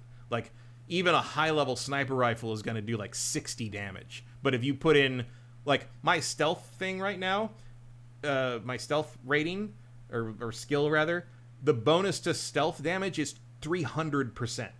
So, my sniper rifle does, like, 60 or 65, I think. But when I shoot from stealth, it's doing, it's doing almost 240. Oh, wow. In comparison, because I think I'm almost at 400% now. Because every time you level up, Are you playing as a sniper mostly? Sniper but a lot of the perks I have also work for like repeating rifles and machine guns and assault rifles. Mm-hmm. So I have an assault rifle for close encounters, which has electric damage to deal with mechs. So you pick them off with the sniper, clean them up with the assault rifle. And then your companions will deal with that too. How are the companions in this? They're mostly very good. That was sort of a major issue I had with the first game. They are better. Sometimes you'll see them just shooting walls. Yeah. Sometimes they're not amazing, but they have saved my life many, many times. Okay. The robot, I have a hard time rotating the robot out because she does her super, because the bar fills up and you get to do their like special move, and her special move is basically to heal you for like half of your life. Oh wow! And I'm like, that's a lot. There's a couple of fights I would not have survived without Val in the party. How big can the party be ultimately? You get two companions at a time. So 3-person party max. Yeah, including you. Right. Yeah. The first game had bonuses for not having any companions. Mm-hmm. Like there were solo bonuses. I haven't run into those in this. I think maybe they realized that it's stupid to work so hard on making these companions and then encourage people to not use them. Reward people to not use them? Yeah. I have 4 companions right now. I don't know how many there are total. Probably 6. Yeah. I think the companions in this are way better than the first one. They're all interesting and they're all entertaining and they're all fun to have with you. I like 2 of them in the first game. I liked Parvati and I don't even remember them. I remember Parvati because it was Ashley Birch. No. And she was a very cute character. Like her thrust was that the thrust of her character was basically that she was a mechanic, but also she discovered she was asexual, but also wanted to go on dates with this mechanic woman she met, and like you basically help fix them up and figure out how their relationship works, and it's just adorable. Yeah. Like it's like she's never been off the planet before. It's a lot of fun, and Ashley Birch, of course, plays it perfectly. Yeah, she's very good. And then the other one I liked was I can't remember his name, but he was the former, or maybe like kind of halfway priest. Mm-hmm. He was like a priest who was also like a fucking assassin. I remember him. Yeah, you know what I'm talking about. I like those 2. Yeah. The others were kind of like meh. Everyone in this so far, all the companions are great. Oh, good. I really like all of them. That's good to hear. Little things, like even the robot has a lot of personality, which is cool. Yeah, and like they're reactive to things that happen in a way that they weren't really before. There was a whole thing where they send you out to get compressor coils for these things as replacement parts, and as you walk away, the robot's like, it's like, I would request that my compressor coils not be used for this because I am using them. It's like fair. All right, fair. How is the writing in this? Because my good buddy Joe Fielder was the lead writer on this game. Again, I saw some complaints saying that some of the stuff's a little overly wordy. It is, but that's because the Protectorate and the Order, like, that's how they talk. Like, the Protectorate and the Order are, like, there's almost, like the Protectorate in particular is almost, like, evil Amish in terms of its like, regressiveness. Yeah. And, like, they all speak very... It's not even, like, Shakespearean. It's, like, they speak in this weird sort of, like, you know that kind of overly wordy sort of like stereotype of like Pennsylvania Dutch stuff where like they're using vocab words and all that. Like that's how the Protectorate talks. Well, you know, Joe's from rural Midwest. Right. Yeah. And the funny thing is like so a lot of them have been either they've either defected to Auntie's Choice or they've been conquered by Auntie's Choice. Mm-hmm. And you see one of the big things you see in like a lot of the settlements are Auntie's Choice, capitalist people trying to teach people who've never made a transaction before how to live in this society, and and you can, even when you run into people who've adjusted well, you can tell that they used to be Protectorate or Order because their vocabulary is so much more advanced than the capitalist people. Interesting. And like so, I would argue that Joe and his people did a really good job on that because you can tell what culture these people came from by listening to them, even if they're part of a different culture now, and that gives you a clue as to how to deal with them in dialogue. Yeah. So I think the writing's quite good. I think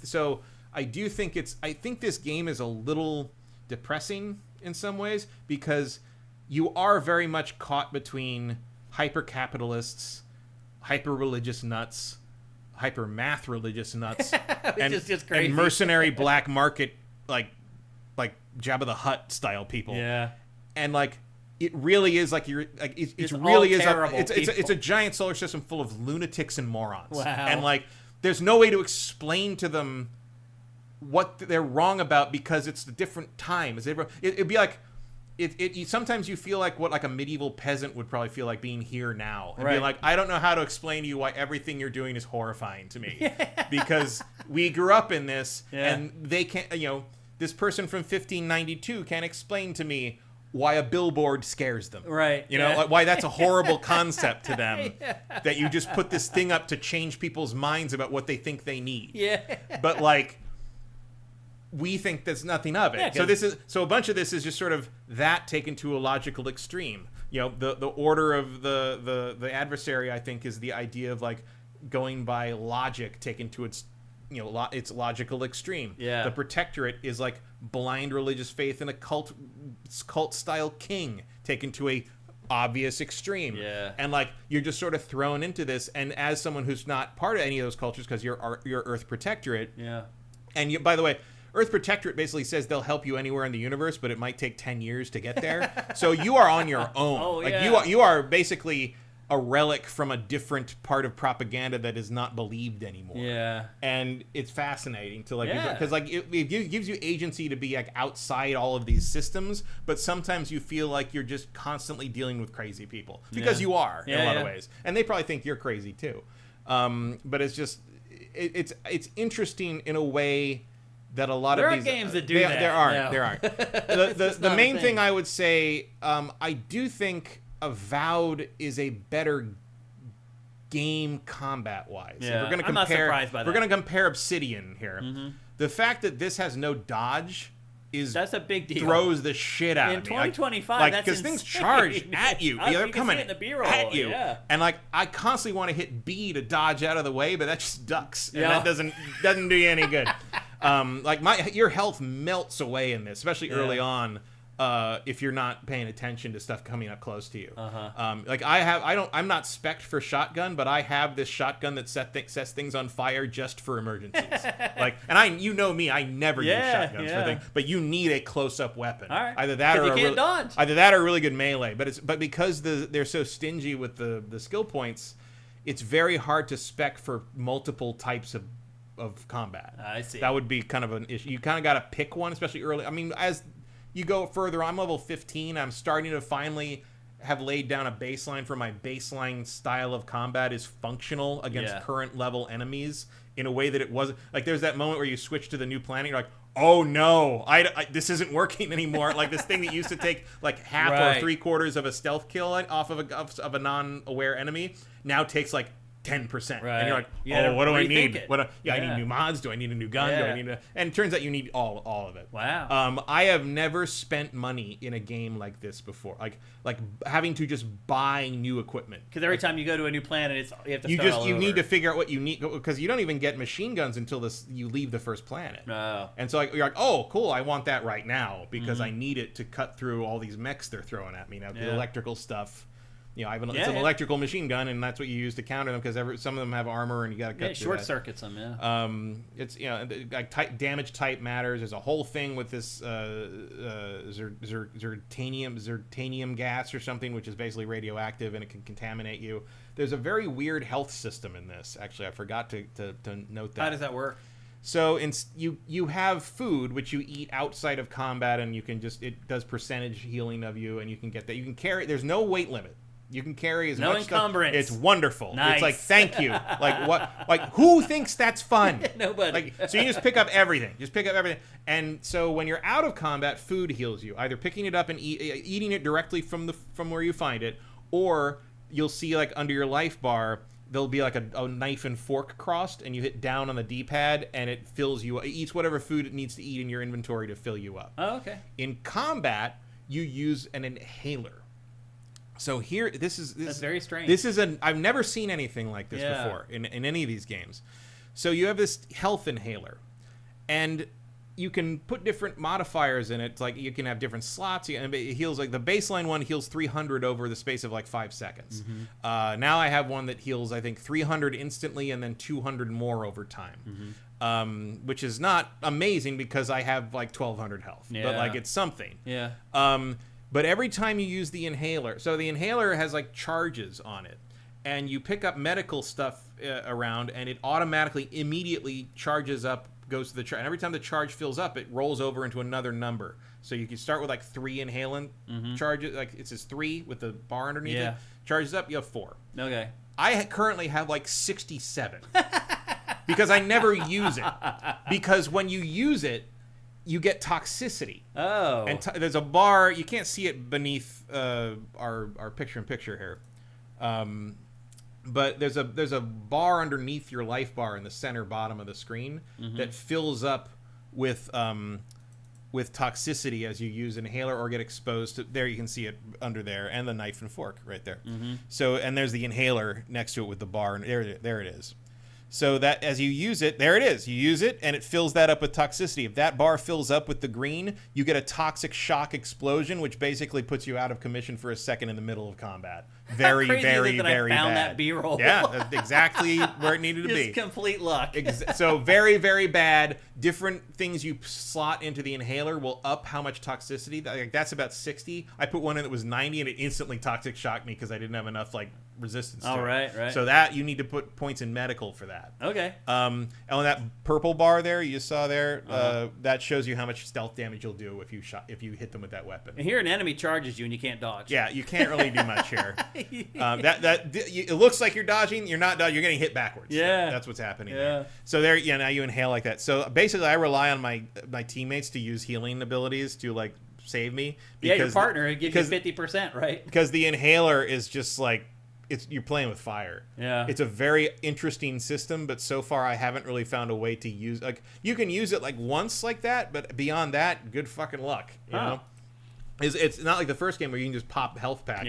Which I would prefer. I'll be honest with you. It was that was a lot easier to manage. I mean, I kind of cheers to them to like try something new. Yeah. But like, I think it's a little too punishing for your only. Like that's why I'm so reticent to remove the robot from my party. Yeah. Because I don't healing you halfway. If I have to rely on that inhaler, I basically get 1 heal per combat, and if that doesn't work, good luck. Yeah. And so when you die. You can either continue from the last checkpoint, which is usually, if the autosave is working, is usually pretty generous. Usually it's right before the fight you just had. Or you pick up these things called trauma kits. And if you have a trauma kit, this is very weird, because you'd expect it to be your companion would run over and pick you up, right? And give you the trauma kit. It doesn't. It goes to a menu. And the menu at the top, if one of your companions is still up and moving, if they're not downed, it'll say, you have this many trauma kits. You can be revived. Yeah. And if you pick that, you just get back up with like half health and you continue. Okay. Or you can just go to continue and reload the last checkpoint. If you don't have any trauma kits, or if both companions are downed, you have to go back to the last checkpoint. That makes sense. But like when I saw the trauma kit thing, I was going, oh, they're going to have to run over to me and use a trauma kit and pick me. No, it's just a menu option that just stands you right back up. It was just like, I guess you just didn't want to do that. Okay, that's fine. So is this game $70? Yes. Is it? Yes, it is. Full 70 bucks. And for the special edition, I think it's 100. Really? I think okay, which gave you the 5 days early access, but also gave you the season pass for the I think it gives you the season pass for whatever the expansions will be. Yeah. And if it's anything like the first game, the expansions for that were substantial. Yeah. Like so, but again, I understand nobody wants to pay that much for out of the gate for something. Yeah. It's a pricey meatball. Do you feel good about the 70 price point, though, based upon what you've played? Yeah, I think so. I mean, you played around 30 hours at this point. Subtract 10 for what I lost. You had to replay some of it, yeah. But it's probably like, with what it took to get back to it, probably 25-ish. Mm-hmm. I feel like, I'm on the third planet right now. Do you know how many there are? No, I don't. There's more, but there's more. It's definitely more substantial than the first game, and the planets are more different. We've already played it more than the first game. There's 2 planets in the first game that I never could tell the difference between when I was on them. I'm like, which one is this? I don't know. Yeah.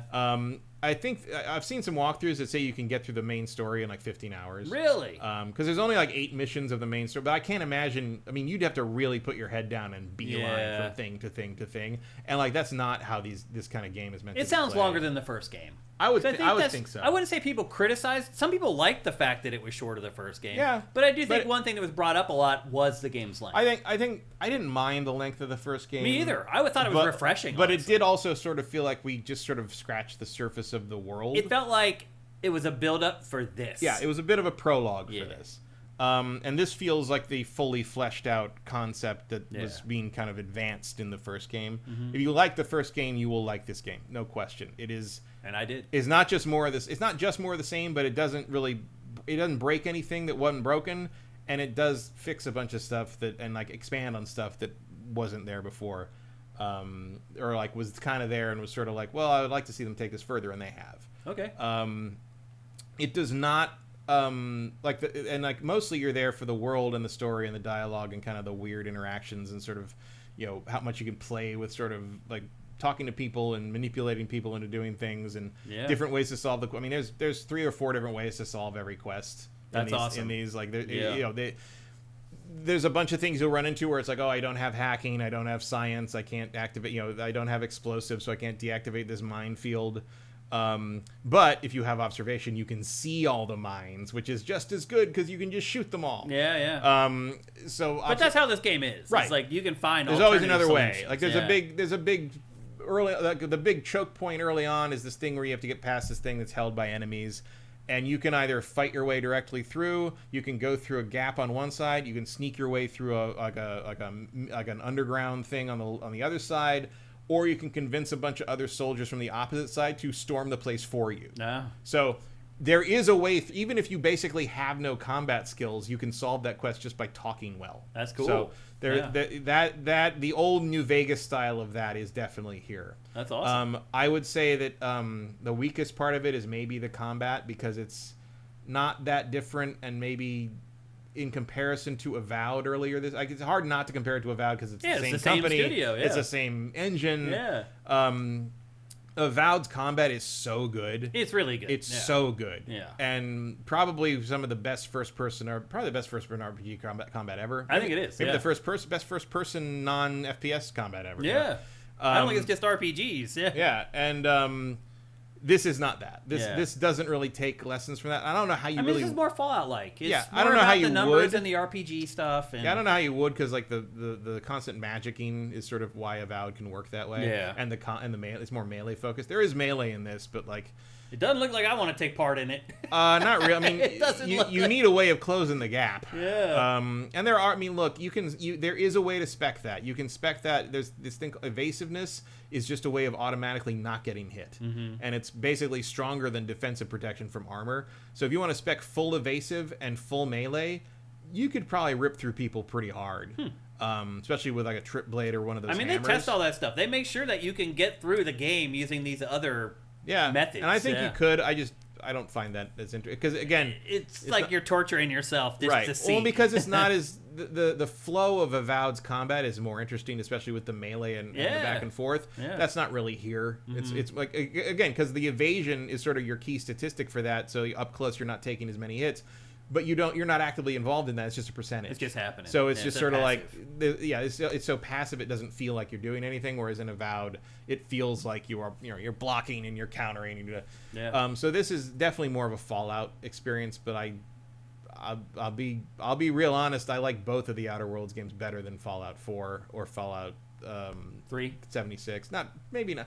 I have a weird soft spot for Fallout 3. I think most people do. Pachter loves it. It's his favorite game of all time. Like they're both better games than Fallout 3 from a mechanical perspective, absolutely. Yeah. But like I'm always gonna love that giant ant quest. Yeah. I'm always gonna. It's something about it. Yeah. I don't know. I'm not gonna die on that hill. Yeah. But. Let's check in with you guys. If you guys have any questions for Matt about this game, ask him. Just in the chat, go @SiftedGames so we can find your questions easily in the chat roll. Let's see. Tekken Master says, still waiting for Avowed to come to PS5. My guess is that's happening pretty soon. I would say early, probably in the year. Yep. The year marker. Yep. There was never any DLC for that, was there? I think they bailed on it. They just wrote that off, you think? Because it just didn't really sell. Because none of these games sell if they're on Game Pass. That's the thing. They're Ammo so Clip good, 20, though. thank you for Twitch Prime. Or for subscribing, actually, at Tier 1. Thank you. That's awesome. JD Forcebreaker says length was fine, but it was a bit too shallow and slim in content. I guess he's talking about the first game. One. Which, it was. I mean, it felt like you were done before you got going. Mm-hmm. You know? I agree. AJ the Legend Watson asks, so Matt, do you prefer the flaw system over special, or would you say they are totally different gaming mechanics? I mean, special is just your baseline stats. As you can see, there's more of them in this one. They're all different specializations. Yeah. The flaw system is I don't remember. Are they called flaws in Fallout? I don't think so. Because there are things that are there's perks. Perks are always good for Fallout, and then there's the other things you can take that have an upside and a downside. I can't remember what they. I don't remember what they're called. They're either called traits or flaws. I think they're traits. That sounds more familiar to me. Yeah. Yeah. So I like I mean, look, the flaws and the traits are basically the same thing. There's an upside and a downside. Yeah.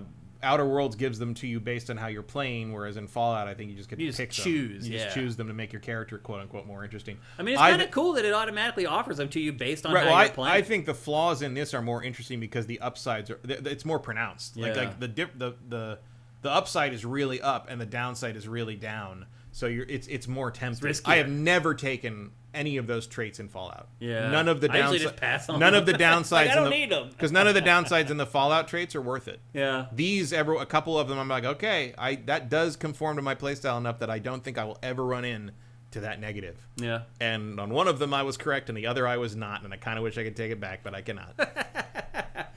Regret is one of the worst things ever. Sorry, it wasn't Jack of all trades, the thing where I have to keep all my stats the same. It's easily distracted. So the game has correctly pegged me as over-prepared and easily distracted. So it gets points for that. Fruit Eater, thank you for Twitch Prime. Appreciate it. Emperor Dress says the Kleptomaniac perk looks really funny, to be honest. I haven't seen that one. No. I'm guessing it's just theft or whatever. Some bonus for being theft, yeah. Yeah. Retro Modern Gamer says, we talked about this last week. It says that Digital Foundry said Unreal Engine 5 can run on Switch too, but its standout features have to be disabled. Yeah. So that's probably why Halo is not going to be on Maybe. Switch. Yep. Not Cirque, thank you for Twitch Prime. 67 frickin' months. Thank you, man. That's awesome. AJ, thank you, brother. Hope you're doing good. Your Rams are doing pretty damn well. That's for sure. Cinetype says Steam even has its own pretty robust cloud saves feature. He's talking about... Yeah, that's what's interfering with the game. Because I don't even know how that happens. Like, again, all I know is that was the fix. Was switching, logging into Xbox, which is not a thing that even really is noticeable. It's in the lower left corner, and there's not even a logo. Like, I didn't even know it was a thing until I read about it on Reddit. Emperor Dread says it's traits at character generation, perks at level up. Yeah, so traits are the things that have negative things. I think so. Yeah. Mutations. Slagathor says mutations in Fallout. Maybe that's what I'm thinking of. Yeah, I think you're right, actually. Ruthina77 asks, is the difficulty a lot better than the first? I know you're only 15 hours in. It was too easy towards the end of my first one. Right. So I think it's not... It sounds like it's challenging. I don't think it's very easy at this point. Again, it's getting easier as I kind of lay down my skills properly. Yeah. So maybe later on it will be too easy.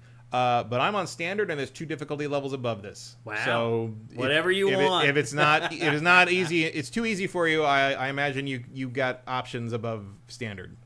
Alex and Ruweel 98110. Thank you very much for the super chat. Anytime you guys do that, ask us a question, and we'll answer it for you guys for sure. We'd love to be able to return the favor of you guys donating to us if you want us to. So yeah, when you give us a super chat, please ask a question if you want to. And Alex, thank you very much. We appreciate that, man. Yeah, I don't know if save interference. I mean, I don't know what's happening under the hood there. All I know is that was the fix. Yeah, just listen to what he said and make sure that you don't do it. Yeah, and maybe they'll fix it tomorrow morning. I don't know. You know, it feels like something that should be on. Yeah. But again, I have not seen many people talking about it. I imagine because a lot of people didn't play it on Steam. Well, they're not playing on Steam, and they didn't pay for early access, so they don't. You know, this was my worst early access experience of all time, and I paid an extra $30 for it. That sucks. Because Cinetype does say that Baldur's Gate 3 has its own cloud save system, and it never had an issue. Tons of games do. Like they just botched I've never run into anything like this before. Yeah. Never. I mean, I know Obsidian games by tradition aren't supposed to work at launch, but like Jesus Christ, people, I'm not getting that time back. Yeah. Luckily, I was able to catch up pretty quickly because this game is mostly dialogue. It is, yeah. And if you're skipping through that, you skip, save a lot of time. go, and that's fine. Yeah. But like every time it happened, it's just fuck you. I mean, so angry. So to the point that I went back to Vampire a couple of times. I would probably quit, honestly. I thought about it. The second time it happened to me, I would quit until launch day. I said that the second time. I'm like, I'm done with this until launch day when they fix it. And the next day I went and played it again because I really like it. That shows you that you really like it. Yeah. I really like it. There you go. He fought through 3 times he lost his save data to keep playing. Yeah. That's maybe the best way you can say whether you like this game or not. Maybe. Because after the second time, my ass would have been out. Oh, I mean, after the fourth time, it was because I was really trying to check, but you get caught up in it. You don't really go through the whole dungeon, and you come out, and you suddenly realize you haven't seen the little save thing pop up for like a while. Oh, it's the worst feeling. Well, and the worst thing about it is because the saves don't have timestamps on them. Yeah. Why don't the saves have timestamps on them in the year of our Lord 2025, Obsidian? What the? Also, you can only have 100. Oh. And there's only that's the thing is that autosaves fill up with 3 saves, and it doesn't replace them anymore. It doesn't overwrite them anymore. Yeah. That's what happens. I mean, also don't forget that they did not add dodging in the game either. So there's a couple things in here where you're like, where is that? Yeah, but the save system should be that's a different thing. It should not. It should be work. It should just work. It should just work. Yeah, I agree. That's not a problem. You should have to think about it. You shouldn't be talking about it. Also, you know when this didn't happen? When the fucking video game saved to the fucking hard drive of your fucking computer and wasn't trying to put shit in some cloud somewhere so Xbox can put a logo on some shit. It's a fucking single player game with no multiplayer component. It's an RPG. Just fucking save it to the fucking computer. What are you doing? Try living in the Apple ecosystem without using iCloud. I don't. I do. I do not use iCloud. I turn all of it off. I don't, and it's a pain in the ass. Like if you have problems, they're like, "Well, just go to your iCloud." It's like I don't have iCloud, lady. Do the iCloud. I didn't put 5,000 songs in iCloud. I'm sorry. It's funny. All right, well, there you go. That is the Outer Worlds 2. I will be playing it this week, so we will talk about it in next week's episode, but it'll be very brief compared to what we discussed today. And Cinetech, it does save on both local and upload, but because it can't upload to cloud, it just doesn't save breaks locally. It. Yeah. Like, that's what was happening. Yeah. And it's... Whoever is responsible for that in Obsidian, please don't ever tell me who you were because you're only down in Irvine. It's definitely you're not driving Joe distance, Fielder. motherfucker. It's not my friend that did that. I know for sure. Or so the Germans would have us believe. Yeah. Joe Fielder. Yeah, Veritas. Joe Fielder, were you messing with the save system when they weren't looking? Is that what happened? Yeah. I see Veritas over there giving us the business because the audio clips in the show. I really don't know how to avoid that, Veritas. Maybe in your masterful, I don't know, whatever it is of production that you have there, you can tell us how to keep that from happening, but you can't. There's no limiter on the TriCaster. We can't keep it from happening. So yeah, it's gonna keep happening, unfortunately. It is weird the TriCaster doesn't have an auto for that auto. It does have a limiter, but it still makes a snapping sound. It'll it figures it out, but instead of letting it just go blah, it makes a clip sound.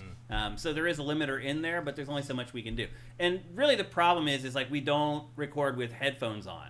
If you have headphones on, you know when you're clipping, and you learn that when you go to say something loud, this is what I do. You may notice on GameFace, when I go to say something loud, I lean back. Because I know if I'm doing it here, it's going to clip. And if you don't have headphones on, it's hard to learn, like, hey, I need to lean back before I get, like, you don't get trained to do it. We used to do it with headphones on. You stopped, though. Like, we did it for, like, 4 episodes, and you're like, I don't want these anymore, and you took them off. And then I kept headphones on for, like, maybe 3 more episodes, and I was like, this looks stupid, so I took them off. and so now we get clipping in the show. But anyway, it is what it is. I don't know what to tell you, Veritas. It's hard to do it when I can, because the thing about whatever the setup is there's a delay on it. And so I can't talk when I'm hearing myself a second later. Well, the setup that we had before didn't have a delay because we had a separate little audio module that sent it back to us immediately. But you're right. If we plugged in the headphones into this or the TriCaster, there's a delay, and you can't. Well, that happens when we do the name that game, and like if I'm just like no, like I get scrambles in my brain. It does. Like, it does it to me bizarre. Too. I don't think you can fight through it. I just think humans are just not made to listen to stuff on like. And it would be fine if it was you, but because it's my own. It's like what I just said is repeating back in my. Like when we used to do the talk show, a good torture today's method. high score. I did that without the module and was having conversations with people with the delay on. It literally was breaking my brain. So I totally get what you're talking about. But anyway, Veritas, I we do know apologize. what's going on here. Like, Yeah. if we could fix it, And we it's would. because I'm yelling, and I apologize for that. But at the same time, you should have heard me yelling when it happened. It also, it clipped reality. I'm sure. It also adds emphasis to the conversation. It lets you know that we're getting excited about it. It's not ideal, but we're doing the best we can to fix it, Veritas. But there's only so much we can do. Much as I love of the game so far, I really cannot emphasize how much hatred that created for just some nebulous save. People who don't work in production thinks it's so simple. Oh, just spend more money on a microphone or do this. It's not that simple. Nah, that's all. I mean, I bring it up a lot. That Dice Tower channel that does the board game stuff, but it's run by a guy who's our age who cares very much about production value, and he has headers and custom music, and I mean he runs it like a TV show, and I respect that. Yeah. And even those guys, 10, 15, 20 years, I think they've been doing it for 20 years. Yeah. They still have mic issues. They still have like scratchy mic. They use the lavs and it scratches against everybody's clothes, and then they use the things and it's in front of everybody's face. And it's very hard to get when you don't have a ton of like AV support. Yeah, you don't have a dedicated person. Yeah, I mean when you have, TV shows have like 40 people working on them. Like there's a big difference there. So anyway, there you go. That is the Outer Worlds 2, and again we'll come back and talk about that in a much shorter segment in next week's show once I've had a chance to play it. Obviously, you know how Matt feels about it, and that's a big thumbs up from him. So we'll see how I feel next week, but you have to wait for that. Next up, our last... Well, I wouldn't say it's our last review. I don't know if I would consider our next discussion a review, because I didn't play it all that much. But our next real review is Ninja Gaiden 4. The timing for this, Matt, is very curious, considering that Itagaki-san just died last week, and then the next Ninja Gaiden comes out like a few days later. I do wonder if he got a chance to play it. I kind of hope he didn't. I do too, but I do wonder if they extended the courtesy to him of like, hey, like this is you. I would imagine they probably did, but like I would imagine he wouldn't have been very happy with it. But I've also received some more information over the last week since we talked about it in last week's show. I do now know how he died. I'm not going to share that.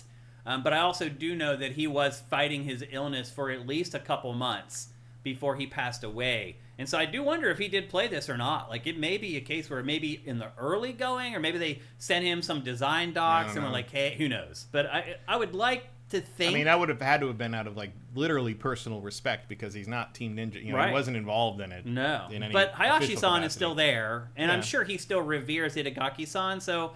My guess is he at least maybe reached out to him. I'm sure he had a couple of complaining phone calls to him. Yeah. Probably. And the first thing I would say is that Itagaki would have never made this game. Well, no. Never in a million years would this have been Itagaki's Ninja Gaiden 4.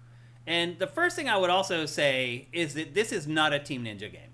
It's not. This is not Team Ninja's next Ninja Gaiden game. This is Platinum's... I don't even know if it's even Platinum's take on Ninja Gaiden. It's just it's the same game Platinum's been making for 10 years, except it's got the Ninja Gaiden logo on it. That's all it is. This is just Platinum nonsense. They try to add stuff from Ninja Gaiden to make, I think, fans feel like but it's like it's the most cursory shit.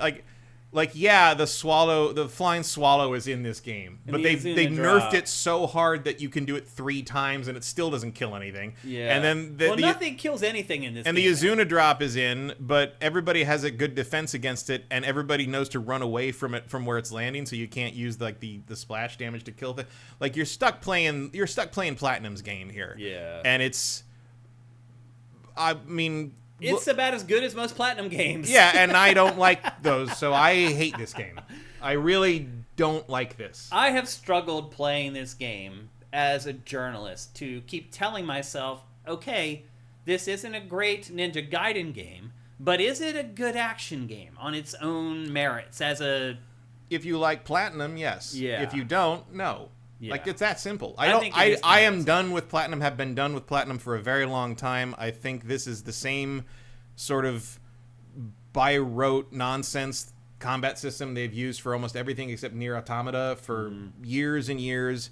And as soon as they introduced the Blood Raven thing, I was like, oh, here we are. Like, it's that same thing of what that Platinum always does, where it's like, here's the combat, here's your moves, and here's the enemies. But if the enemy does this and this flashes red, hold the left trigger to modify all your stuff to be this mode, and then that mode will break through what he's doing with that. But then if you hit them simultaneously, but it flashes pink, you have to hold both triggers. And it's like, man, just give me a fucking moveset to play with. Like, the Ninja Gaiden games don't do that. This is way more complicated than Ninja Gaiden. The other thing that it's all of Ninja Gaiden's stuff, and then you layer Platinum's systems on systems bullshit on top of it, and it makes it not Ninja Gaiden. Yeah, it's something else. And then all the enemies defend constantly. Like it takes forever to kill these things. They're like damage sponges until you like work your way into the Blood Raven thing, which is like. Well, you can do the obliteration techniques in this on enemies, and they survive. Some of them can get back up. They get back up after obliteration techniques in this game. It's like, wait a minute, and that for Ninja Gaiden, the obliteration techniques were as far as it went afield. That was as fantastical as the franchise got. Otherwise, it's this lightning quick, ultra responsive test of learning all the weapons in the game.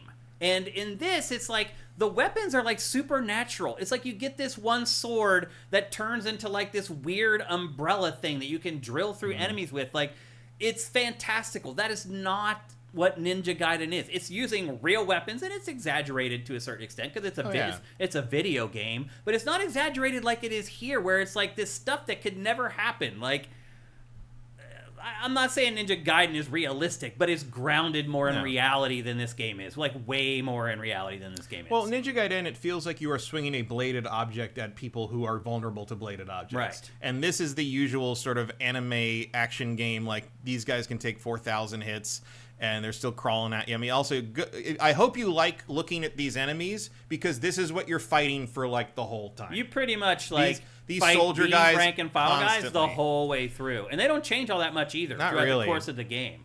Now, each stage or chapter has its own sort of special enemy that they sprinkle in addition to these rank and file guys, but you fight those rank and file guys way too much. Yeah. You know what this game reminded me of more than Ninja Gaiden? Ninja Blade. Yeah, remember that or From Software Metal game? Gear And Rising Revengeance. Sorta. Metal Gear Rising Revengeance plays way better than this. It does, actually. And the camera is better.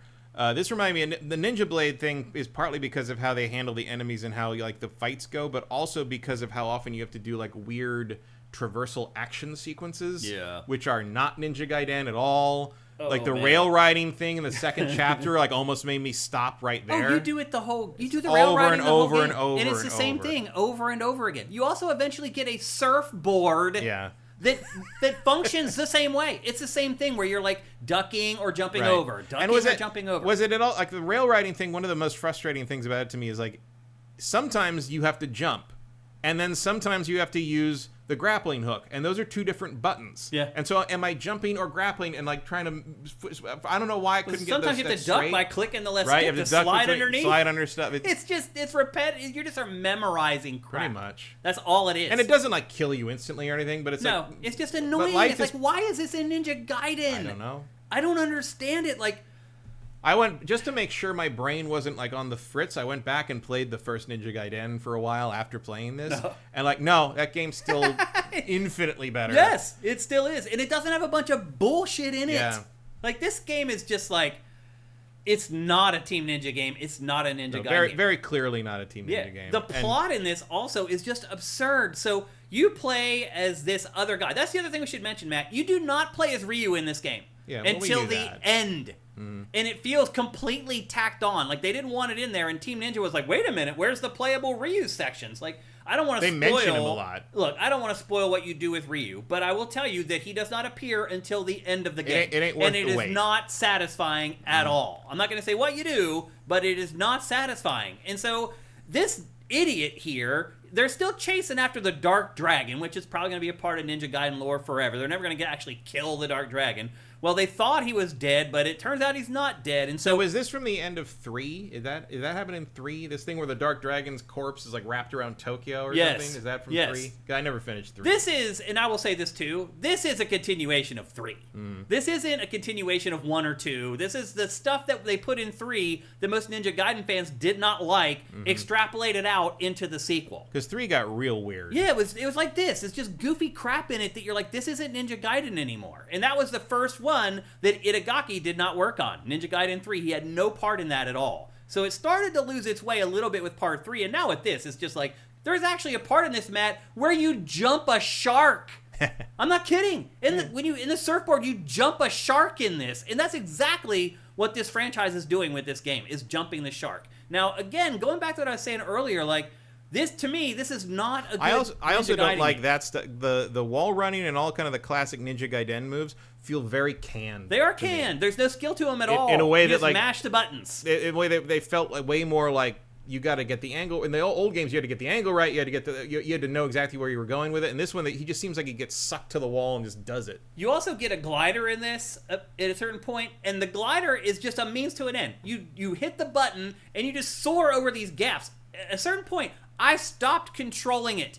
I just hit the button to take on the glider and just took my hands off the controller, and it automatically flew to the destination and landed.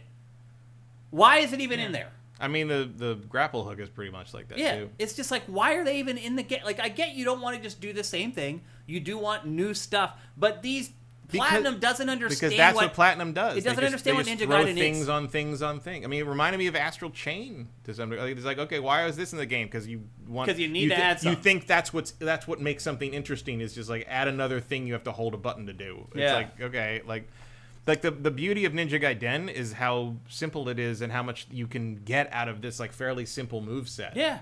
And like they design the enemies to take advantage of like having to master those moves to get through those enemies, and like that is really, having to use that's even just playing the first 3 levels of the first game to cleanse the palette after this was like, oh right, because now you got to know that the sword can do this once you upgrade it to get through this boss and do that effectively, otherwise you're stuck sort of like hammering at him, and it's there's an elegance to it that like I understand that people that love Platinum's games like see like an elegance in learning all these like ins and outs of like these systems, but I do not care. They just seem like a novelty to me. It's like, so if you want to break someone's armor in this, you got to squeeze the left trigger, and then you do the blood moves, and that breaks the armor, and then you can just switch back to your normal weapon and actually start doing damage with the normal weapons again.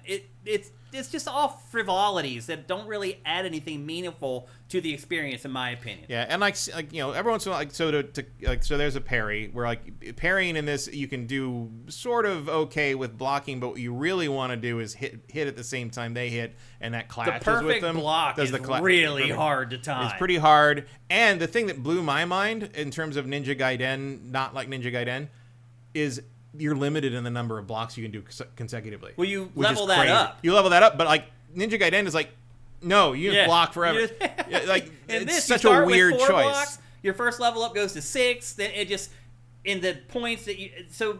There's stations in this game. After you finish like a challenging section, you'll go to a little safe area where there's 2 stations. There's one where you can level up one set of your abilities, and then there's another one where you can level up the other set of your abilities, depending on the currency. There's 2 major currencies in this game that you use to buy stuff to upgrade.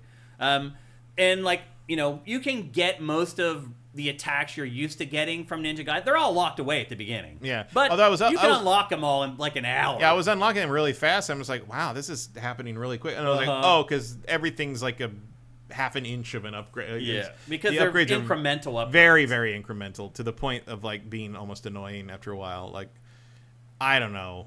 Like, the story, we should go back to the story, because the story in this is, and look, like chat is already being like, they like this game way more than the other Ninja Gaiden games. Is one of the best games of the year. I mean, again, if you like this, cool. I think this is garbage. I mean, it's not a good Ninja Gaiden game. I don't think it's a good game. I think it's a decent action game. If you just want to play these games where like, oh, there's the red alert. Now I need to pull the left trigger. Oh, there's the blue alert. But I don't think there is such a thing as just playing this game, because you have to be good at it to get anywhere. Yeah. Like it's like I don't care about mastering this combat system because I think it's obtuse and irritating. It's just overwrought. It's just like they're just piling stuff on. There's really no need for it at all, in my opinion, anyway. I mean, that's Platinum. Yeah. Again, it's every criticism I have about this game could just be summed up with this is a Platinum game. Yeah. And like you either love that or you don't. That's true. I mean, this is probably an average Platinum game, I would say. Yeah. There's not better than Platinum's other games, or really worse. It's better. I mean, in some I don't ways, know. Worse than others. I don't know a lot of other. I mean, I'm trying to think of other Platinum games that I would compare unfavorably to it. or better than it. I don't mind. Nier Automata is probably my favorite Platinum game, so I definitely put that above this. Yeah. I don't think Nier Automata is as cluttered with like systems on systems the way this is, or way that any. I mean, this is not the only game they've done that with. It's just. But it just feels like they make a couple of head fakes in the direction of Ninja Gaiden, and generally it's just another Platinum game. Yeah. Like if this wasn't called Ninja Gaiden and it was just called whatever Platinum game, Blood Raven or whatever, Yeah. like would you ever be like, oh, this is Ninja Gaiden? Like again, No. You would just say it's another Platinum character action right, game. but I'm judging it pretty hard as not being a proper Ninja Gaiden game, which may or may not be fair. Given I think what it's they fair do. if people want to play Right. another Ninja Gaiden. But clearly people don't care because the chat's full of people saying it's the best thing of the year. Wow, So, they're saying it's game of the year one of them in chat. Not Zerk loves it, and This Is for Video Games is it? Yeah, I mean, This Is for Video Games says it is obtuse and it rewards you with spectacle for learning it, which is true. But I'm not going to learn it because I think it's boring. What spectacle? Like someone who's really good at this game can pull off some pretty crazy shit. But like, I'm never going to do that because I'm not going to spend hours learning how all the ins and outs of the parry system and stuff work. I don't want to do that. There aren't that. That's the thing, though. There aren't really ins and outs. It's either you can hit the windows or you can't. And the window for the perfect block. I mean, it must be like 1 millisecond. I mean, that is the ins and outs. Yeah. Like learning every single enemy, learning every single attack, and but when you to do that. fight the same enemies over and over again. Right, but not. but again, that's not the point. The point is the boss fights. Yeah. That's why the main thing is like boss rushes. But Like, see, that's the other thing. The boss fights in this are not good. The bosses suck. They're not memorable. They're not cool. They're kind of like the rest of the game. They're overwrought. Like some of the bosses, I can't even tell what the hell they're supposed to be because they have so many robes and shit on. I'm just like, what the hell are you? And then like every boss fight later on, that's not true, but in the early going, every boss fight has like a trick to it. Like for example, the way the blocking and the rolling works in this, you hold the trigger to block, and then as you mentioned earlier, at the beginning you have 4 blocks. You can expand it to 6 and more later on as you upgrade. But you get those 4 blocks. If you want to dodge, you have to keep the block up, and there's not a button to roll away. You tap the left analog stick in the direction to roll while you're blocking. okay, well, to be fair, that is how Ninja Gaiden has always done it. And you're right. And there's one boss in this that once you figure that out, you can beat him in like 5 seconds. Because he will just attack 4 times, you block it, and then roll right at him, and then attack him. And you can just chip him down in like a minute. And that's the way a lot of the boss fights felt for me in this. They aren't really hard once you figure out what you're supposed to do in the boss fight. And that's kind of a Nintendo style of designing bosses. That's not what I'm used to in a Ninja Gaiden game, though. Like, usually it's just like, are your reflexes good enough? Yeah. And I mean, like, maybe it's not fair to hammer it for the Ninja Gaiden problem because it's been a problem figuring out what Ninja Gaiden should be since 2. Yeah. You know, like 3 was a bad follow-up. They tried to fix it with Razor's Edge. It didn't really work out that well. This is certainly better than Ninja Gaiden Yaiba, Yeah. which at least didn't have the hubris to call itself 4. This is better than Ninja Gaiden 3 as well, I would argue. Maybe. I mean, I'd probably put it around the same area. Like, they're both games I don't want to play. Right. So... I didn't actually mind playing this. I mean, I think, again, I'm just a big I can fan say of that Ninja if... Gaiden, so I was disappointed that Again, I can say that if you like Platinum games, you're gonna like this. I don't really know who would like Ninja Gaiden 3. So, Yeah. like, I don't have a recommendation for Ninja Gaiden 3. I can at least recommend this to someone who likes Platinum. Yeah, this isn't a bad game. I'm not saying it's a bad game. I'm saying as a fan of Ninja Gaiden, this is not what I wanted from the next entry in the franchise. Oh, no, definitely not. But, like, on top of that, for me, I also don't like Platinum. Yeah. So, it's like a double whammy of bad to me. But if you are in, look, to be fair, we don't get these very often anymore. There aren't a lot of character action games. The last one was, what, Bayonetta 3? Certainly not too many. I mean, I didn't like that one either. But, like, certainly, again, Platinum needs to stop. Yeah. But certainly not, like, this kind of thing without, like, Souls nonsense injected into it. You know? Yeah. It's not a popular genre anymore. Yeah, but it's like if somebody asked me, like, this is on Game Pass, so for $30 a month you can play it if you want to.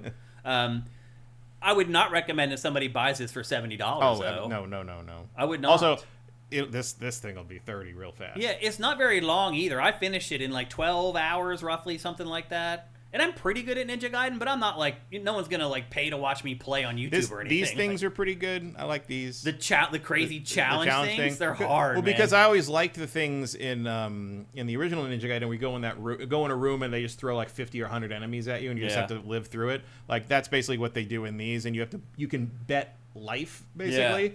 And I thought this was fun. I like. They're hard. They are hard, but like, it's a big open area where the camera's not fucking with you, and like you know what you're up against, and it's like it's also good practice, but like I thought this was pretty good. I wish the main areas those guys suck.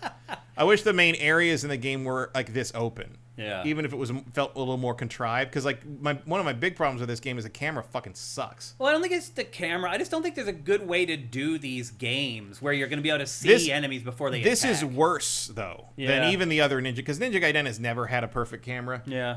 But first off, the Team Ninja Gaidens have this weird camera jiggle that tells you when someone's off camera. Yeah. These guys A like to go off camera intentionally, and B, the ranged guys will like run 40 yards away and start shooting the rocket launcher. There's no way to know they're coming except for like the vague like red thing on the one side. You get the little warning there, but it doesn't really help you know or anything. And then you got to break what you're doing and go over and deal with them, and then they're all coming out of and like there is a lock on with the like click with the right stick, but it only works on one guy. And then like there's an option where every time you get hit, it will relock on whatever hit you, but that just kind of distracts you from what you're already doing. It does have a hard lock on for the first time in franchise history, though. Yeah, Before, it always had a soft lock where if you ran too far away, it would just unlock. Yeah, I didn't find that very useful outside of bosses, but that's probably what it's for anyway. Yeah.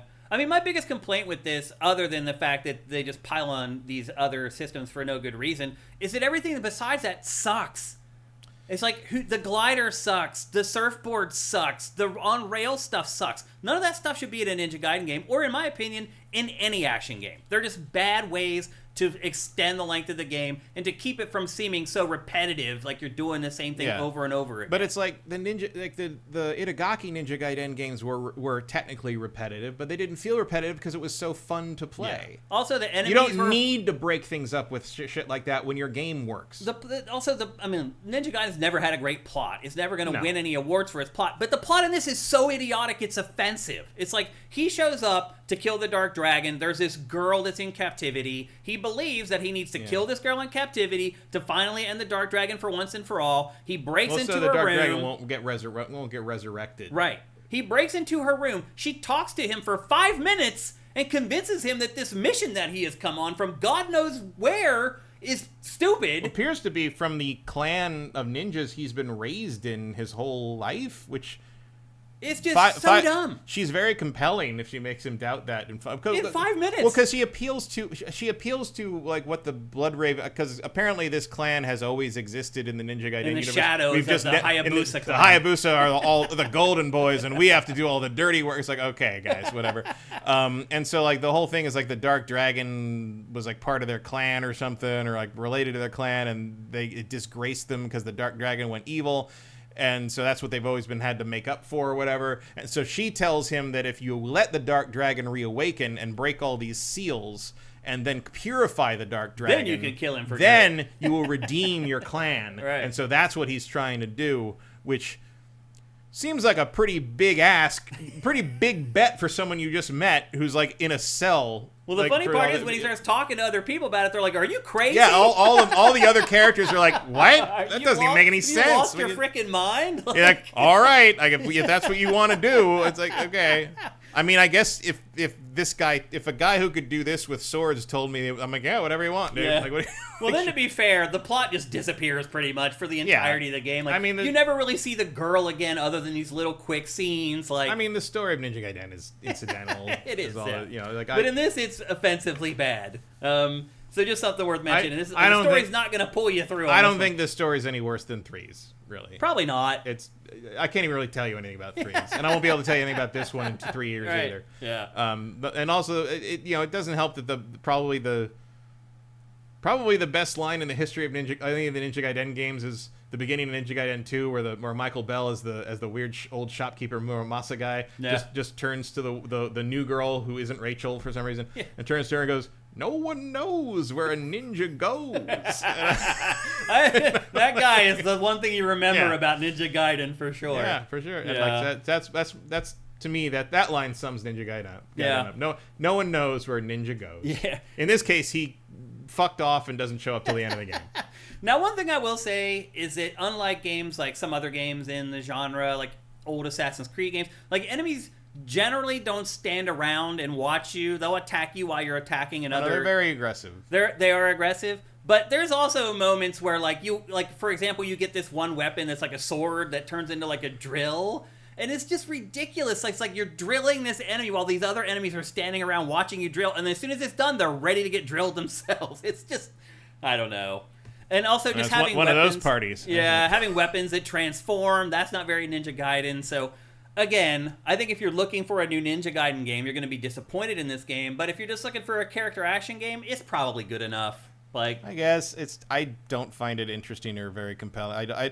Even as Platinum systems go, I don't think the Blood Raven system is very interesting. Yeah. I didn't like Astral Chain that much, but the Astral Chain idea was a better, more interesting idea. Yeah, for sure. The combat in that was way more interesting. Just the chain mechanic in that was way different. And this is just very by the numbers. The combat gimmick in this is, the Blood Raven mode. It's basically a shift key. Yeah, that's right? all it is. Yeah. Like you just fight in capital letters for a while. Yeah. Yeah. Okay. I don't understand why this is ever the response to this from the character action fighting, not fighting game, but the people who play this shit. Seems to be pretty positive, and I just don't get it anymore. I don't. Again, understand. It could be part of what I've talked about a lot lately is that I've played these games a bunch of times. Some people are playing them for the first time, and they're not rote or boring or reusing concepts to them. I mean, if you really like mastering this is also they do this thing where it's you can stealth kill things, and I'm like, this doesn't work for more than 1 or 2 hits. Well, it's why can I stealth kill them, but I can drill them with this crazy weapon and they get up? There's no consistency between it at all. How about those guys just diving in off camera? Anyway, if you watched all this B-roll, you know what you're in for with this game, for sure. Not Cirque, you like this more than Astral Chain. Interesting. I like Astral Chain more. I mean, I don't really like either one very much. But yeah. Theoretically, I should like this one more because it's ninjas and not weird. I just like the combat system better in Astral Chain. It's more unique. I and guess innovative. I don't remember much about it. It's got a whole chain thing where you literally use a chain to corral. I didn't like that either. But it's kind of 6 of one, half dozen of the other. Because I think the whole hold shift to attack with red sword thing is boring in this. But it was less tedious than learning how the chain worked, because the chain actually had a physics thing to it, which made it a little less reliable. But I don't know. I mean, you can see in this B-roll that it gets repetitive. You saw the same obliteration technique in that 20 minutes of B-roll probably 40 times. Yeah.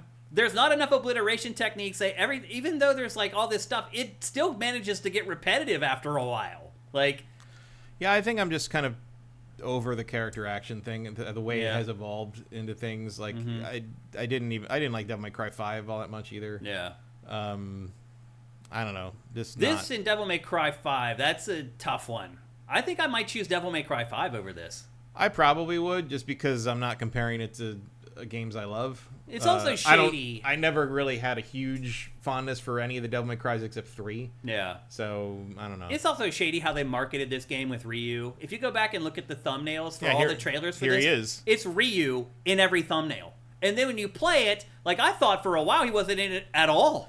Well, I remember when they were first showing this, we disagreed because you were like, I think you're going to be able to pick who you want to play as. And I think you're going to be stuck with the new kid until they decide to let you play There's the shark that you can jump, by the way. Yeah. On a surfboard. Why is a ninja riding a surfboard? Anyway. I mean, there was a whole movie series about that. Really? Surf Ninjas. I'm not familiar with that at all. You don't know Surf Ninjas? It was sponsored by Game Gear. Really? One of the kids had a Game Gear. It's how he got the magic messages to know what they had to do I'm not familiar with that at all. You don't know Surf Ninjas? No. Actually, I think there was only one of them. Oh, interesting. I never heard of it. But it looked like in these trailers, he's in these trailers half and half. He's literally just a little section at the end of the game. I don't know. I found that a little bit shady, and as a Ninja Gaiden fan, a little disappointing. It would have been more... I think it would have been more daring to not have him in it at all. Well, for sure. Playable. Well, Just make your game. Yeah. It really seems like they were forced to put Ryu in it. Well, it feels to me like this was a game that Platinum had been working on and was like, hey, Microsoft, hey, Team Ninja, let's work together and we can transform this thing and make it work for Ninja Gaiden. Yeah, we can definitely hose this. We'll add the Flying Swallow and the Azuna Drop. Yeah, we can hose this down in Ninja Gaiden juice and call it a day. Because there's nothing in this game that makes you feel like, oh, Platinum finally got to make a Ninja Gaiden game so they could do this thing they've always wanted to do, but you had to make a Ninja Gaiden game to do it. It's just not here. Yeah. So anyway, that's Ninja Gaiden 4. Let's check in with you guys. It sounds like you guys like it more than we did. Also, we need to say thank you to these people in our YouTube chat. What's going on over here? Curtis O'Neill, thank you for the donation, man. We appreciate it. There's a like for you. And there's LeBeau giving us another awesome donation. Thank you so much, guys. As always, if you want to ask us a question with Super Chat, we are more than willing to answer anything you guys got for us. So, Kevin H knows Surf Ninjas. Some people know Surf Ninjas. Kevin H says, Ninja Gaiden 4 is a bit of a best-case scenario of Platinum making a Ninja Gaiden game. Yeah, I mean, this is basically, you basically gave Platinum the proper budget to make what they would make as this, and they did it. But I just don't like that. Not says it never gets old for me. So I guess it's the same two obliteration techniques I think again. he said that when we were talking about character action games in general, and gotcha. kind of mastering those and things. how we've played so many that we're not as excited for them. I mean, people would say the same thing about me in fighting games. Mm-hmm. So the thing that catches your imagination catches your imagination. There's no way to argue that. Erebus Jones brings up a good point. The old Metal Gear Solid 2 bait and switch, where everybody I did played think of that. Yeah. It's definitely. It's backwards. It's backwards, yeah. Retro Modern Gamer, why does Koei Tecmo and Team Ninja not make Ninja Gaiden 3D games in-house anymore? I don't know. Why? Because they've been making Neo forever. Yeah, why would you make Neo 3 instead of Ninja Gaiden 4? I think Neo 3 is going to sell better. It might. I don't know if 3. The first one sold very well. The first Neo. The first two did. I don't know if this third one is tracking, like, it's non-existent tracking. Yeah, nobody on SIFTD cares about Neo 3 at all. Also, they made the third one, and I think they might be a little gun-shy about doing that again. Because that third one they made without Itagaki-san. Yeah. And you can see what happened there. It wasn't much better than this. So maybe... Yeah, I don't know. Maybe they're not equipped for it anymore. I don't know. Yeah. Lots of people know Surf Ninjas, but I do not. It's also interesting that this is the second Ninja Gaiden game that came out this year, and Ragebound also didn't really feel like a Ninja Gaiden game. Yeah. Well, it was intentionally way different, but yeah. Also, like, that game felt more like a Shinobi game to me, which is a good thing because I like Shinobi, but also did not really adhere to the 2D. If you want a 2D Ninja Gaiden game, you got to go get the Messenger. Yeah. Cinetype says, I played Neo 1 and 2, and I'm pretty much burned out on the IP. Oh, 100%. I'm just telling you, like, nobody's watching any media for that game at all on SIFTD. Like, you guys are just completely ignoring it and blowing past it. Let's see, scroll up here. J. Reed Vic, I too am cursed out of scene and been very familiar with Surf Ninjas.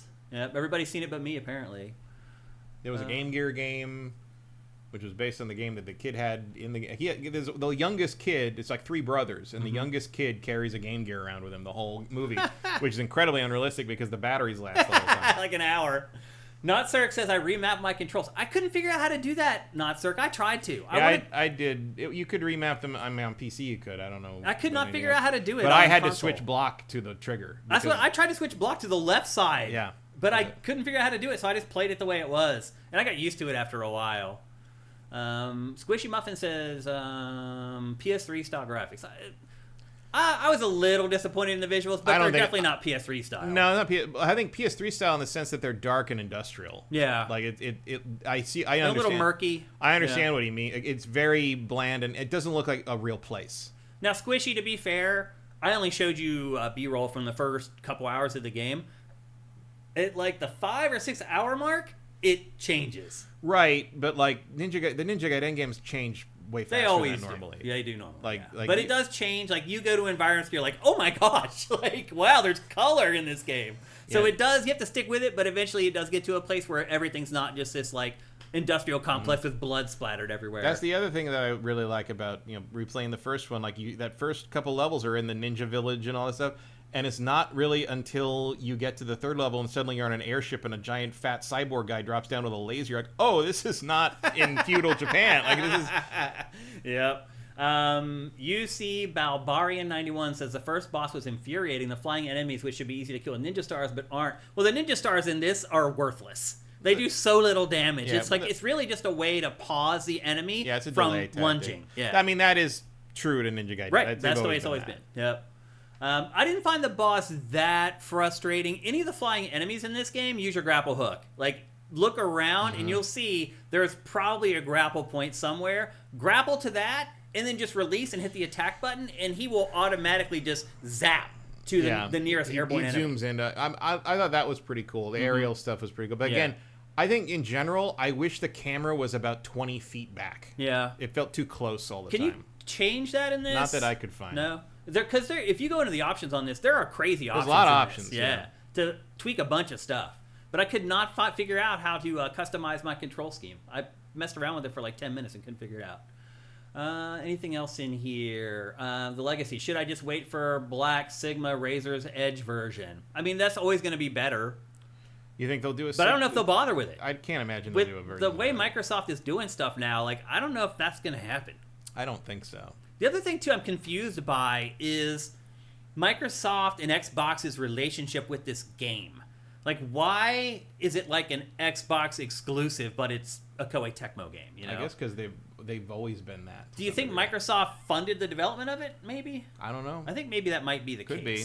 That might be the only way this gets made. I mean, I don't think Koei Tecmo decided to do it on their own. Doesn't sound like it. Yeah. See if we have any other questions. But even if they did, it doesn't mean it won't be on PlayStation eventually. Yeah. Maybe it will get a Black Sigma version just for that, for the PlayStation release. Retro Modern Gamer says, it's fair to compare it to Ninja Gaiden BC because it has the same title as other Ninja Gaiden games and has a number 4 in it to indicate the 4th game and the 3rd. Yeah. Mm-hmm. Sure, but at the same time, they're not trying to do that, really. So it's like, it feels like Platinum didn't get the memo. Yeah. It's like, hey, we're making a sequel to these games that you didn't make. Maybe you should make something that's sort of like that. No? Okay. So 2 people really like this. Not Cirque and This Is for Video Games. They're just spamming it, the chat, to make it seem like everybody else is like them. Yeah, I mean, I've seen a lot of praise for it elsewhere as well. Not just here. I mean, I think it's aggregates, what, like an 8 or something like that? Something like that. So yeah, definitely most people like it. Yeah, I just don't like it as a Ninja Gaiden game. By the way, if Metroid Prime 4 gets a 76, we will tie. And it very well could. Which is crazy, right? It is. Like, after everything, that it could be a tie. Yeah. That's really nuts. And it could happen. It really could happen. Not Cirque says, I'm loving this game, but I love Platinum. Well, there you go. Like I said, and then if you love Platinum, proceeds to spam the chat for the next. If you love Platinum, you should already have this. Yeah. Like, there's no question. Rock and Roll 458, thank you for Twitch Prime.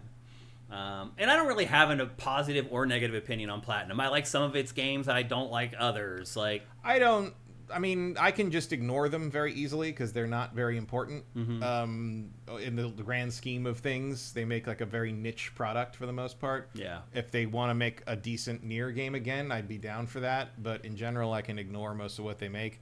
I just get tired of the fact that they're the only game in town when it comes to character action stuff. Yeah. Like, they're not they're really doing it other anymore. than Devil May Cry, it's just that. It is. And it's like, yeah. I wish there was stuff that was more like, ironically enough, Ninja Gaiden. Like, my favorite character action games were Itagaki's Ninja Gaiden games, and nobody makes games like that. Maybe because nobody's Itagaki. But, like, it feels like you could probably rip that off. Okay. I mean, I guess they did kind of do that with Razor's Edge, and that's... Look what happened. Yeah. I mean, the Razor's Edge is the improved version, and it's still not all that great. Yeah. I don't know. I don't know if there's a solution to that. It's just they're the only people that make these kinds of games, and they just make them over and over again. I mean, I don't even really like the Transformers game they made. I didn't either. That was one of their worst ones. Just repetitive. I mean, it's really repetitive. There was that period where there were like A, B, and C Platinum teams, and that was the C team. The C team kept making all the license shit, and it's just like, like the Legend of Korra one, and the Ninja Turtles one. They were just Yeah. Ernesto G20 says that I've read in many outlets that said Itagaki left Tecmo over a lawsuit regarding pay and not the sexual harassment stuff. Well, Ernesto G20, I can just tell you right now that wherever you read that from, don't use those outlets anymore because they are wrong. And that's all I'm going to say about it. Just stop using those outlets because they are reporting false facts. LeBeau with another super chat. What's up, man? Thank you. And he asked a question this time. Do you guys think that Xbox is winning putting Halo on PlayStation? Yeah. I mean, they're going to make money on it. They're going to make a ton of money off of that game. It's going to sell like hotcakes. I mean, don't forget, pretty much every Xbox exclusive that has launched on PlayStation has been one of the top-selling games for that month. The month that Forza Horizon 5 was released for PlayStation 5, it was the best-selling game of the month. Right now, Xbox is the biggest third-party publisher on PlayStation. So yes, it is very good for Xbox, and Xbox is just going to keep on doing this. Now we'll see in some degree, because one of the reasons Forza Horizon did so well is there's literally nothing like it on the PlayStation. Well, yeah, I mean, there is. The Crew, MotorStorm, is exactly the same thing in Hawaii. But that's swapping different vehicles and all that. It's also it's the Crew. Yeah, I mean, it was a good game. I like It's not in the Forza Horizon world. No, it's not. I mean, also, Forza Horizon is the gold standard. Do not underestimate how much people hate giving money to Ubisoft. Yeah. He follows up with, well, kind of losing the Xbox brand. That's gone, brother. It's over. That's done. The Xbox brand is a publishing wing. Yeah. Like the Xbox is not a console anymore. And it's not even Xbox. Isn't it Microsoft Game Studios? No, it's Xbox. They're gonna like brand when they everything publish else. on PlayStation, they publish as when Xbox. I gotta log into that fucking save thing, it says Xbox. Interesting. It's gonna be X. It's gonna be the green X is gonna be on everything. Yeah. Ian McGar says he liked the Transformers game.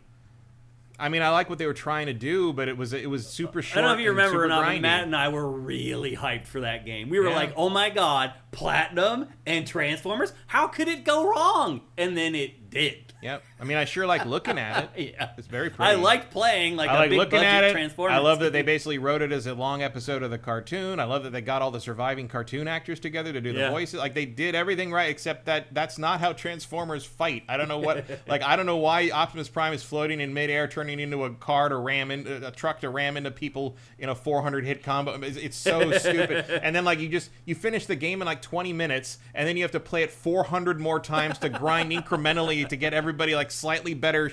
Why? And at a certain point, you just sort of look up and go, "Why am I still doing this? Yeah, what am I doing? Yeah. Why don't I just tape the button down and go somewhere else?" It was.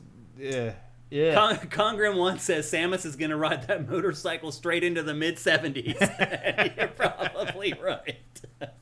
Notsirk follows up with, hey, I'm just happy that we got a really good character action game. I hate Souls-like, so this is refreshing. I hear you, Notsirk. And again, I did enjoy playing Ninja Gaiden 4. Just as a fan of Ninja Gaiden, I just didn't feel like it did the franchise service.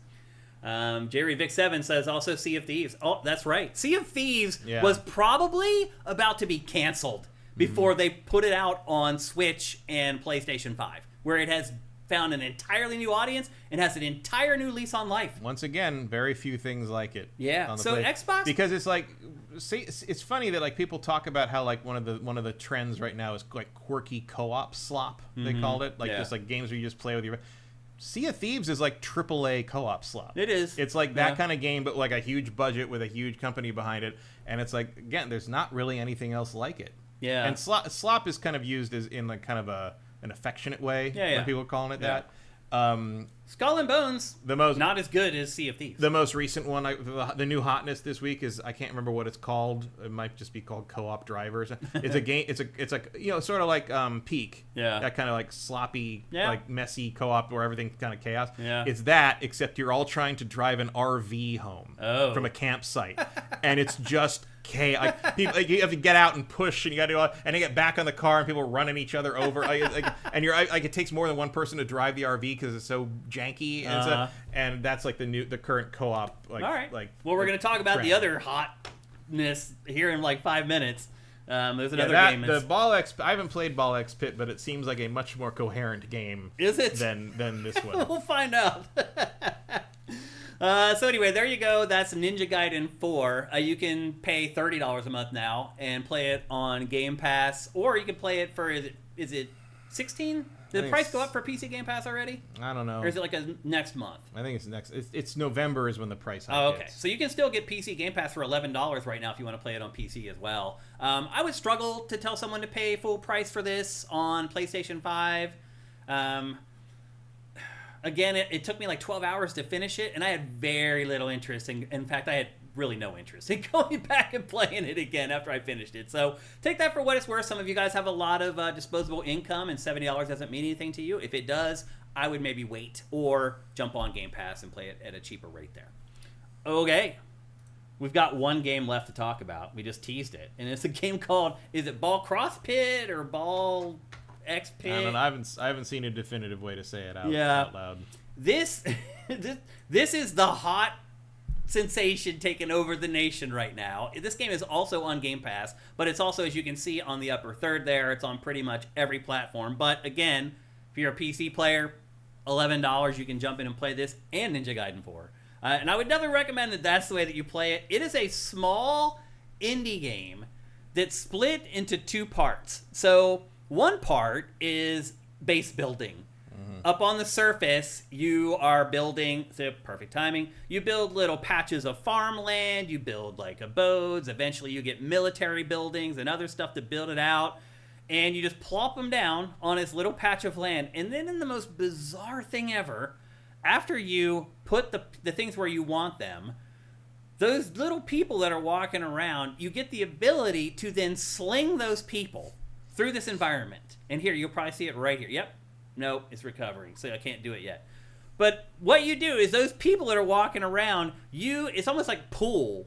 You can see like the angles that if you fire them, they're going to go in, and then you angle them in such a way that they bounce around in that little area and collect all the resources from the land that you have put down there. Once you're done with that, you come here to actually play the action part of the game. People have described this as like Breakout. I guess that's fair. Yeah, it specifically Arkanoid is what this reminds me of. Is that permutation of Breakout. Yeah, so basically it's just a vertical scrolling shooter where these groups of enemies slowly scroll towards you. And as you play, you pick up those little green dots on the ground, and eventually there'll be coins and stuff there too for money.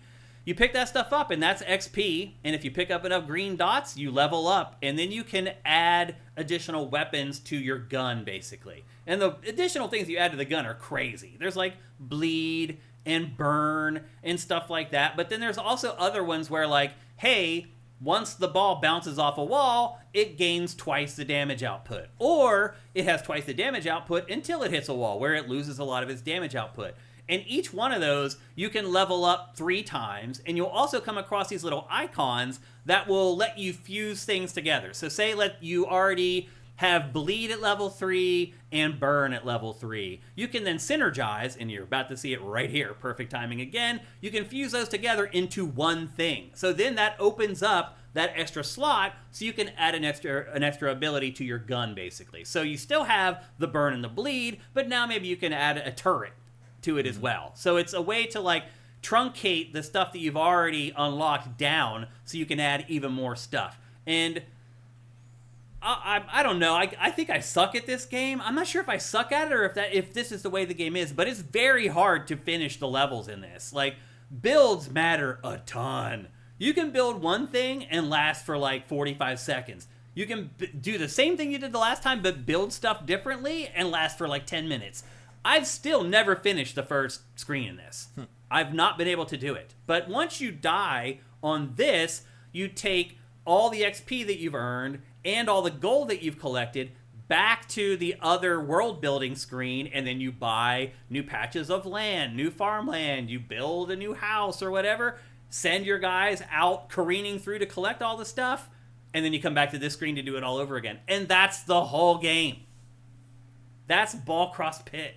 And this has become like this huge thing. Like, I'm surprised, honestly. Like, a lot of times, like with Peak, for example, like I got it. Like, I didn't enjoy it all that much, but I could definitely see why it was a thing. Because watching people play cooperatively in that game, it was like almost like watching a TV show. With this, like, I don't really understand why it has become such a big thing. I understand why. How come? Why do you think? It's something to play. That's it? I mean, it's look how the concept is easy. It's fast. You play over and over. You know, it's like roguelites. Like, that's basically a similar appeal, like, is what you're doing. And like, you just kind of like, you know, you're not bored by it, and like, there's that sense of progression from the base building that kind of keeps you engaged. Like, I get it. Like, it's an odd combo. It is an odd. Yeah, it's not quite like anything else. It's cheap. Like, I get it. Yeah. Like, it's almost like it feels like it could have been a mobile game, except they made a real game out of it. Yeah. I mean, it could still be a mobile game. It could be. But you're not paying for all the upgrades. Yeah, so. yeah, and you can choose. And you don't have to wait 2 days to play it again. That's true. And you can choose, like, whether you want it to auto-fire or manually fire. I tried to use manual fire for the first, like... This feels like an auto-fire to me. Yeah. Once I turned on auto-fire, I never looked back. And then it's really about like, so like that's the boss there that I'm fighting right here. And you don't want to just fight the boss. You want to make sure that you're shooting the side of the boss so you're getting the pin action off the side of the boss so you're also taking out... And there's definitely strategy to this that maybe a lot of players, current players maybe, haven't experienced if they haven't played Breakout or Arkanoid or games like that, because those are old school arcade games.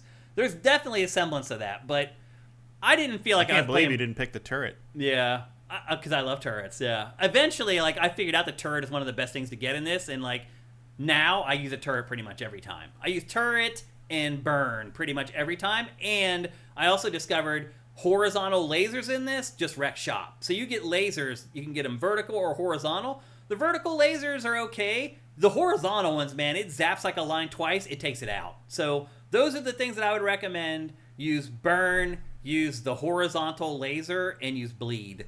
And then the turrets. The turrets are pretty effective as well. But eventually, they get to the bottom. It ends. You collect your XP. You collect your gold. You'll see that right now. And then you go back to the other screen where you use that stuff to buy the things to build out the world building stuff. Buying the new buildings, buying the new patch of farmland where you can harvest food and stuff like that, or a piece of woodland so you can harvest wood so you can use that to build your stuff. But here you're seeing it. So watch this. This is how you collect the stuff. You have to figure out the angle like you're playing pool, and then you shoot the humans out into the world, and they go and collect all the stuff as they bounce around. It's insane. Anyway, It's on brand. yeah, it's a bizarre game. Yeah, Rob Manuel says, "Yeah, you're not playing this well." Yeah. Apparently, the ball gets more powerful when you bounce it off things. I mentioned so that. you got to get it up and around. You look like Breakout. You got to get up and around and bounce it up. I get all that. Keep in mind, this is the first time I played this. This is literally the first time I played it.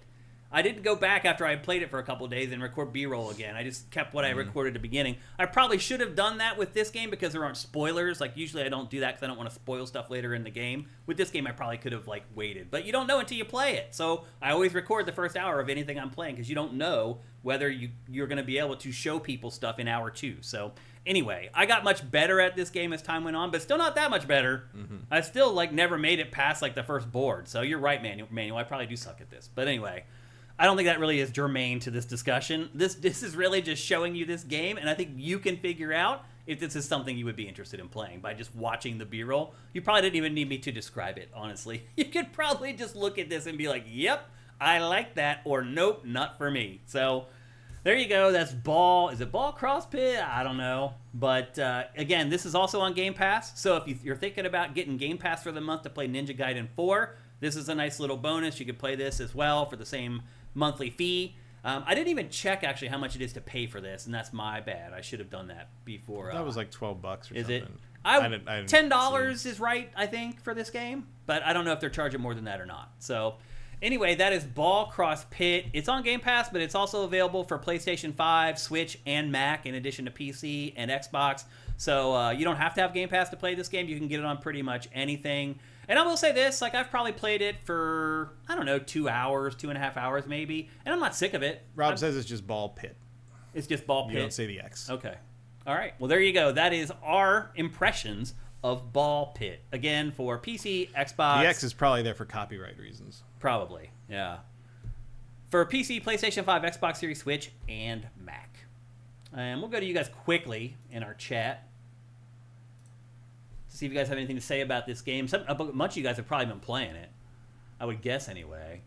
Nightwing 3060 feels like a fun game to play while listening to a podcast. It is a very good podcast game. In fact, I would recommend turning down the audio on this game. It's not very good. It's kind of annoying. Vincent says it's $15. That's a little steep for me.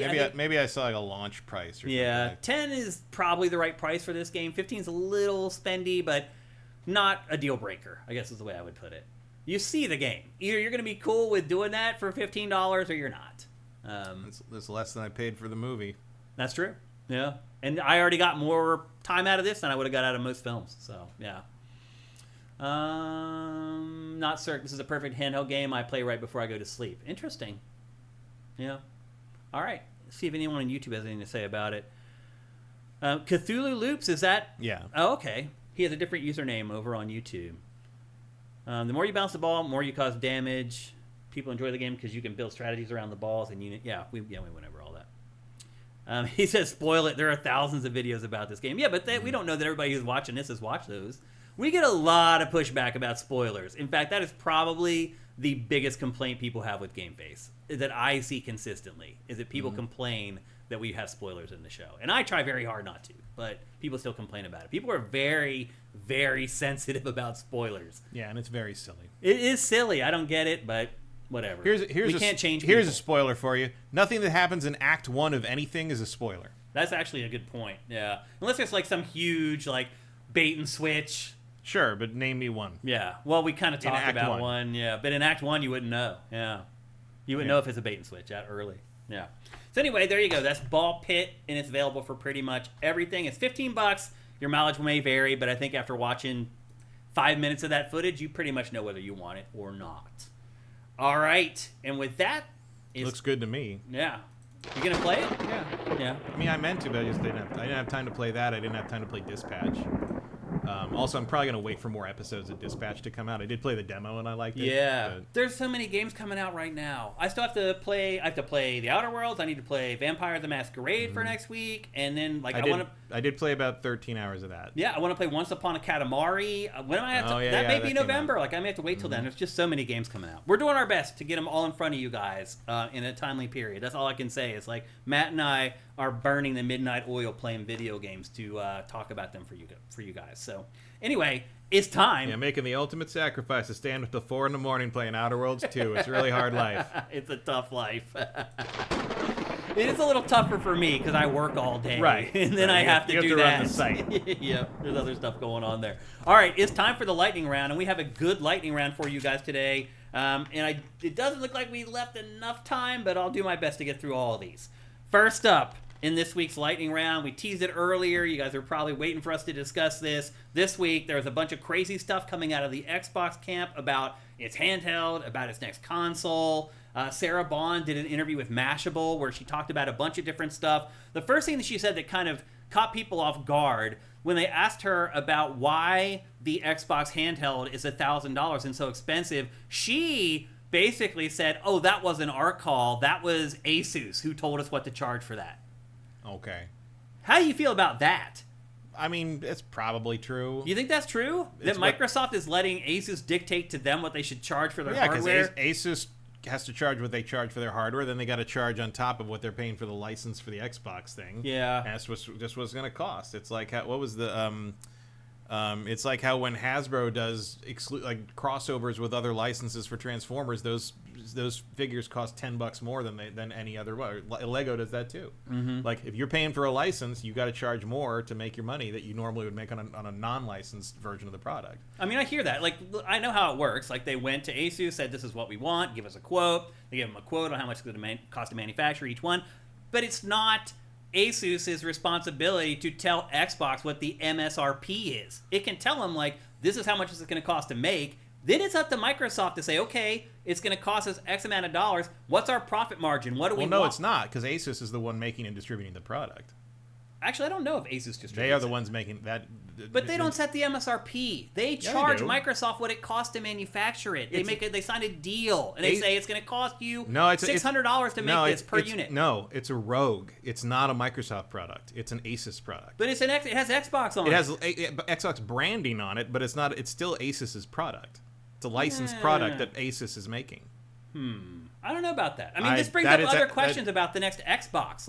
Is the next Xbox going to just be a Steam machine where I think so. Where Microsoft says these are the specs they have to be, go make them. I think so. I think so too. I think that Microsoft is going to be completely hands off with hardware going forward. Yeah, I agree. It's going to be you can put our logo on it, you manufacture it, and we'll figure out some kind of a profit share. They're going to pick some model that they tweak a little bit from their preferences with whoever they go with, and that'll be that. They'll just with the console, rev them up and let them go. The console, I do wonder if Microsoft will mandate that the form factor has to look the same across all manufacturers. There's all kinds of weird stuff that have to be ironed out with this because this isn't the way things have normally been done. So they'll have to figure all that stuff out. The other thing that Sarah Bond said that kind of ruffled some feathers was that she called the concept of console exclusives antiquated. She said that's an old way of looking at things, the way that PlayStation and Nintendo are doing that. She got a lot of pushback, not just among fans, but among industry people. Mike Ybarra has become like this big mouthpiece in the industry all of a sudden because he doesn't have a job anymore. So seriously though, like he used to be a bigwig and now I don't know what he's doing. I think he's just chilling or whatever. But he just uses his Twitter account to basically criticize everybody, and he jumped in on this as well, saying that go ask Nintendo if exclusives are an antiquated. Yeah, I mean it's probably notable that the company saying that is the one that doesn't do exclusives anymore. Yeah. Yeah. I mean, to be fair, like I feel like Microsoft could do pretty well with its exclusives now. Because you know what happens when you got a really good exclusive? You get the fastest selling game in your exclusive history called Last of Us, and then you make an award-winning HBO TV series out of it. And has anyone watched the Halo TV series? Because that fucking blew. Well, that's just because the people that made it weren't very good.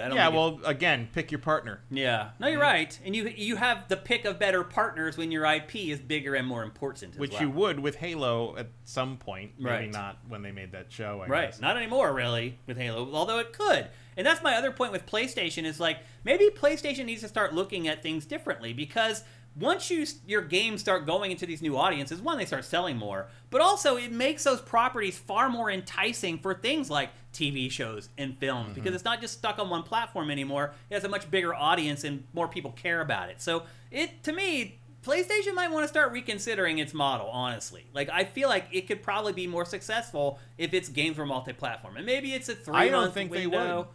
What do you mean? Where are you going to put them? Well, because you're right, nobody buys games on Xbox. So you have Right. to put them on Switch, too. But you're not going to fit those games on Switch. Yeah, not The Last of Us, because that's always going to push the boundaries tech-wise. Not I think Sorrows probably could run on Switch, too. Not a chance. Really? Not a chance. I don't think that game looks that good. I think it looks way better than anything on Switch.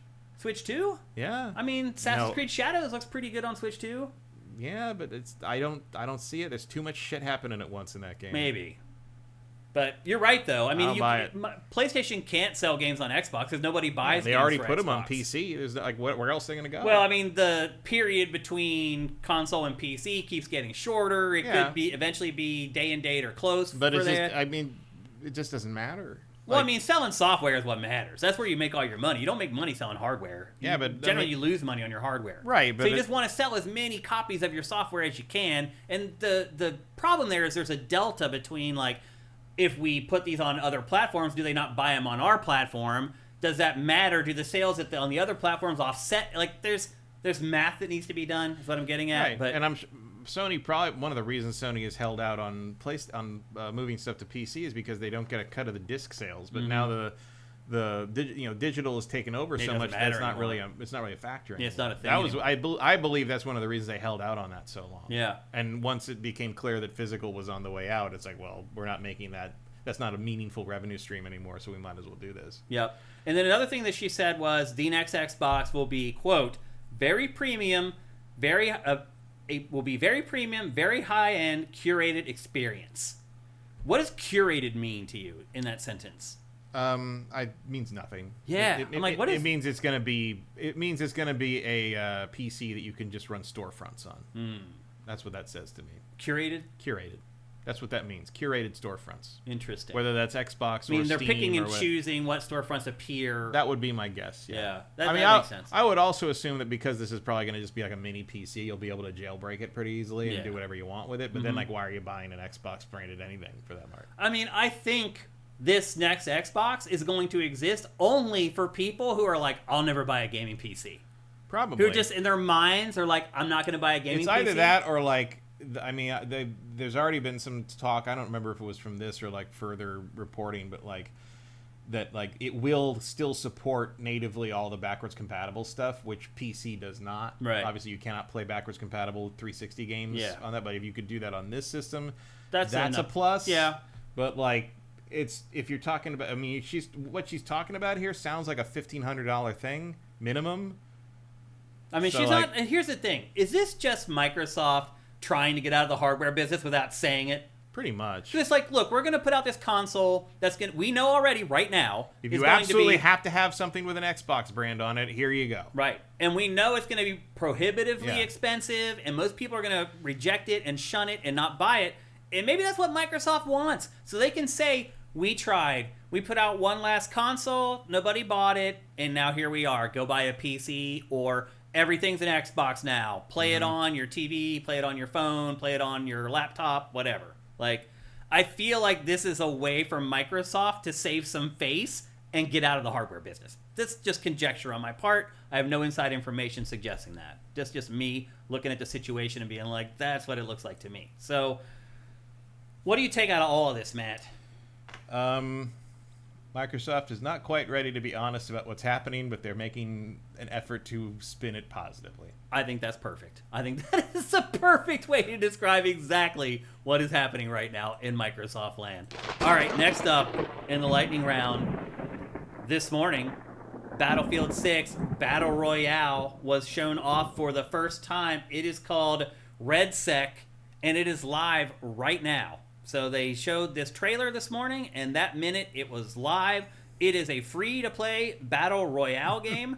It is, I think, the first Battle Royale that has tanks in it, because they don't have those in Call of Duty Battle Royale. So I think that's probably a learning curve for people who have been playing a lot of Battle Royale games. Will you play this, Matt, having already given Battlefield 6 a little bit of a chance? No. As a matter of fact, I don't have Battlefield 6 anymore. Oh, you don't? No. So you were able to return it? Yep. Oh, cool. I thought you had played too much and you weren't going to be able to. I played 4 hours of it, but I requested a refund, and I said, I know this is beyond the 2-hour thing, but I just don't really, I kind of just regret buying this. And I figure it's worth a shot. And they gave it to me. No way! Yeah. Well, there's a PSA for everybody out there. If you're really nice, they'll probably give you a refund. On the last topic, JJ Forcebreaker says Xbox couldn't be honest about the situation without being highly critical and damaging to Microsoft company itself. That's a good point. That's true. Yep, that is true. I may come back to this when it's like $20. Yeah. But well, this is free, so you don't have to pay anything for this. So it's set on a map in California that is called Fort Linden. I don't know what part of California it's set in, but you pick a lot. That looks like southern to me. Yeah. A lot like the base Battlefield 6 game, you pick from 4 different classes, but they do tweak the classes a little bit. Like, your class doesn't dictate what weapons you can or can't use like the base game, but it does determine your signature gadgets and passive traits. I'm going to guess this is somewhat based on Camp Pendleton. Yeah. Because it's on the ocean and there's palm trees everywhere. Probably. Yep. Most class, but here's the thing. Most of the class gadgets in RedSec are unchanged from the base game. But the traits are the ones that are tweaked to fit the Battle Royale context and concept more.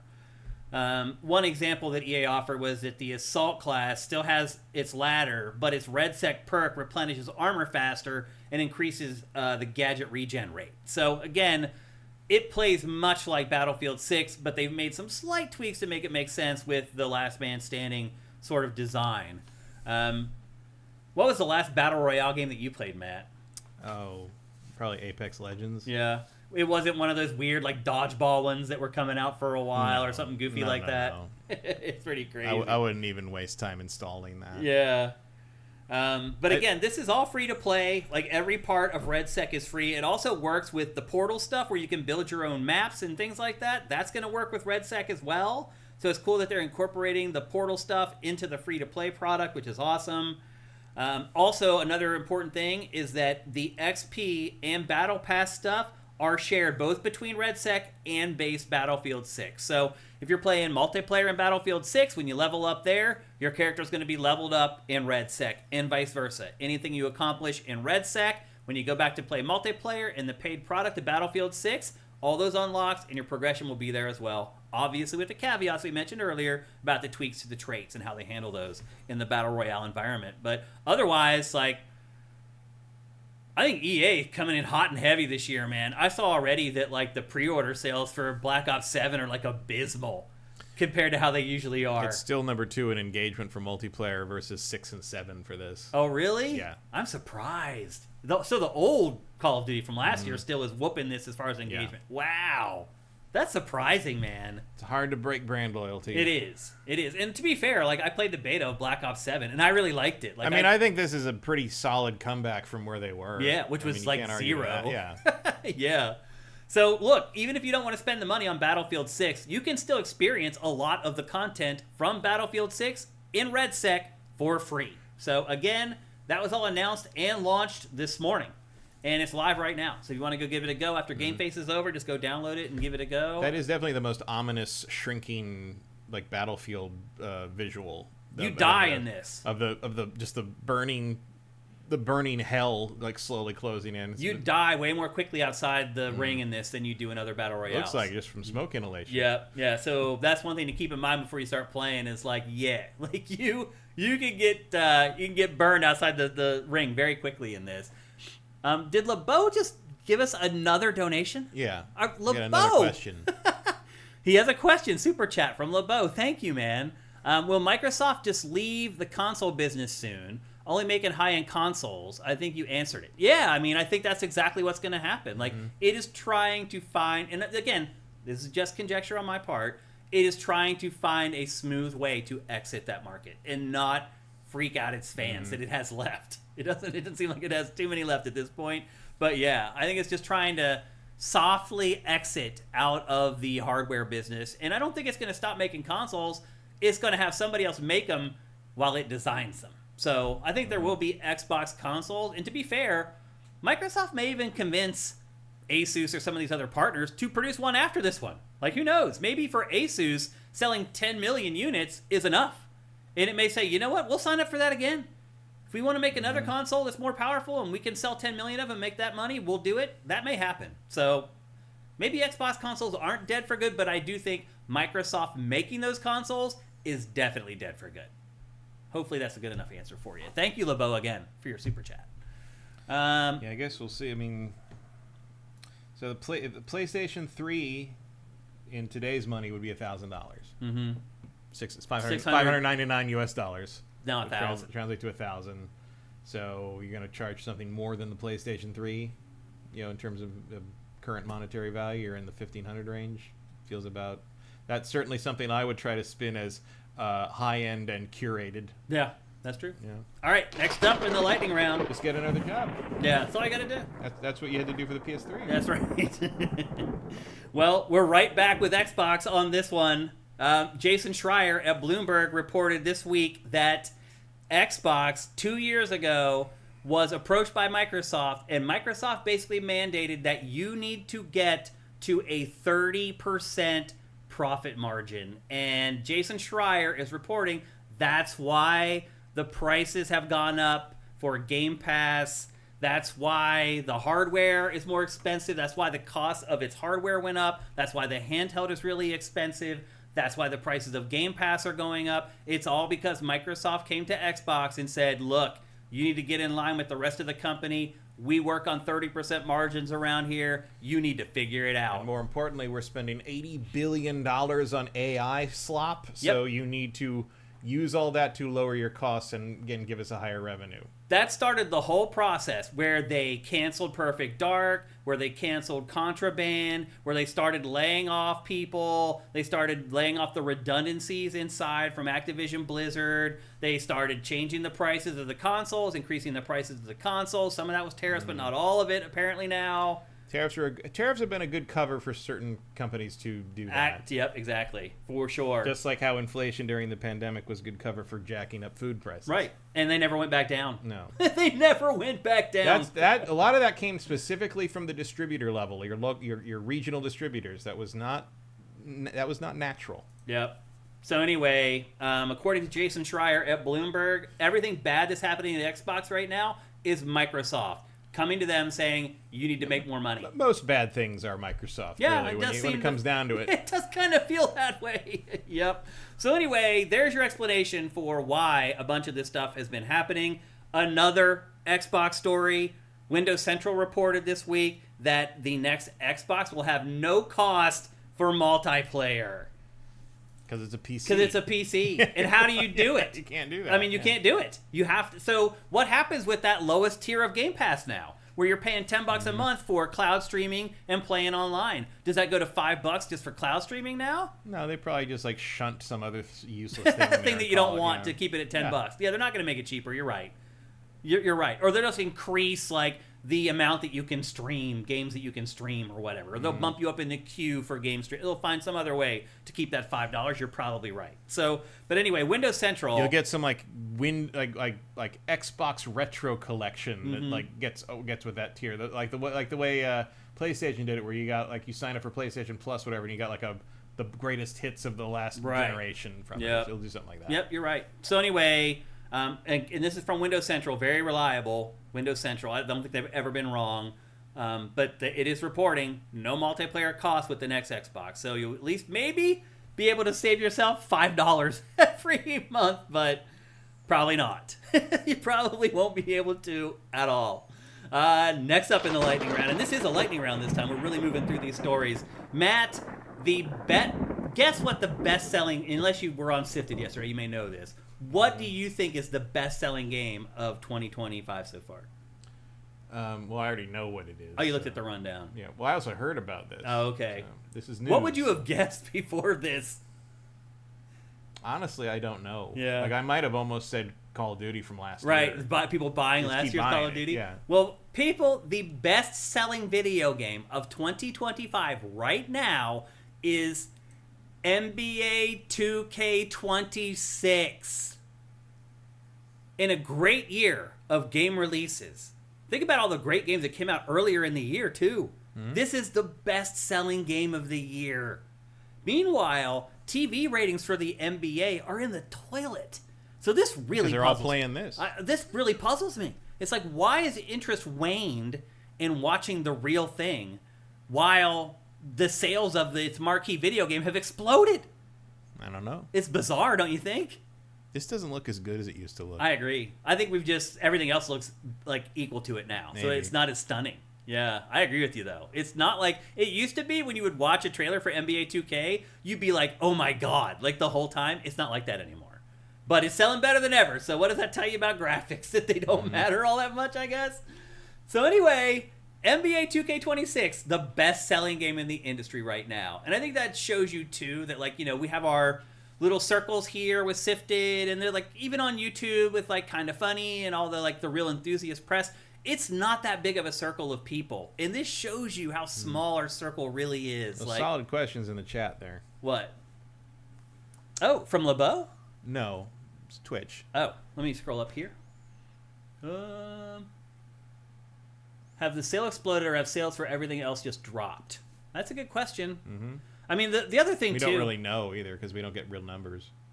Jerry Vick says, because everybody plays My Player, which is World of Warcraft, basically. No overlap with the real players and teams. Yeah, you're right. That is kind of its most popular mode. It's kind of like Ultimate Team on EA's games, for sure. Slagathor says it makes sense. All the great games split the vote, especially when people have less disposable cash. Meanwhile, sports fans don't buy their sports game. Yeah. Yeah. Zet Saber says the NBA 2K games are easy pick up and play types of games. Yeah. I mean, those are kind of reasons for it, but this has never happened before. Like, what changed this year? Why is what would you expect to be the top-selling game? I mean, I don't know. Any of the games that released earlier in the year? Like, I don't know.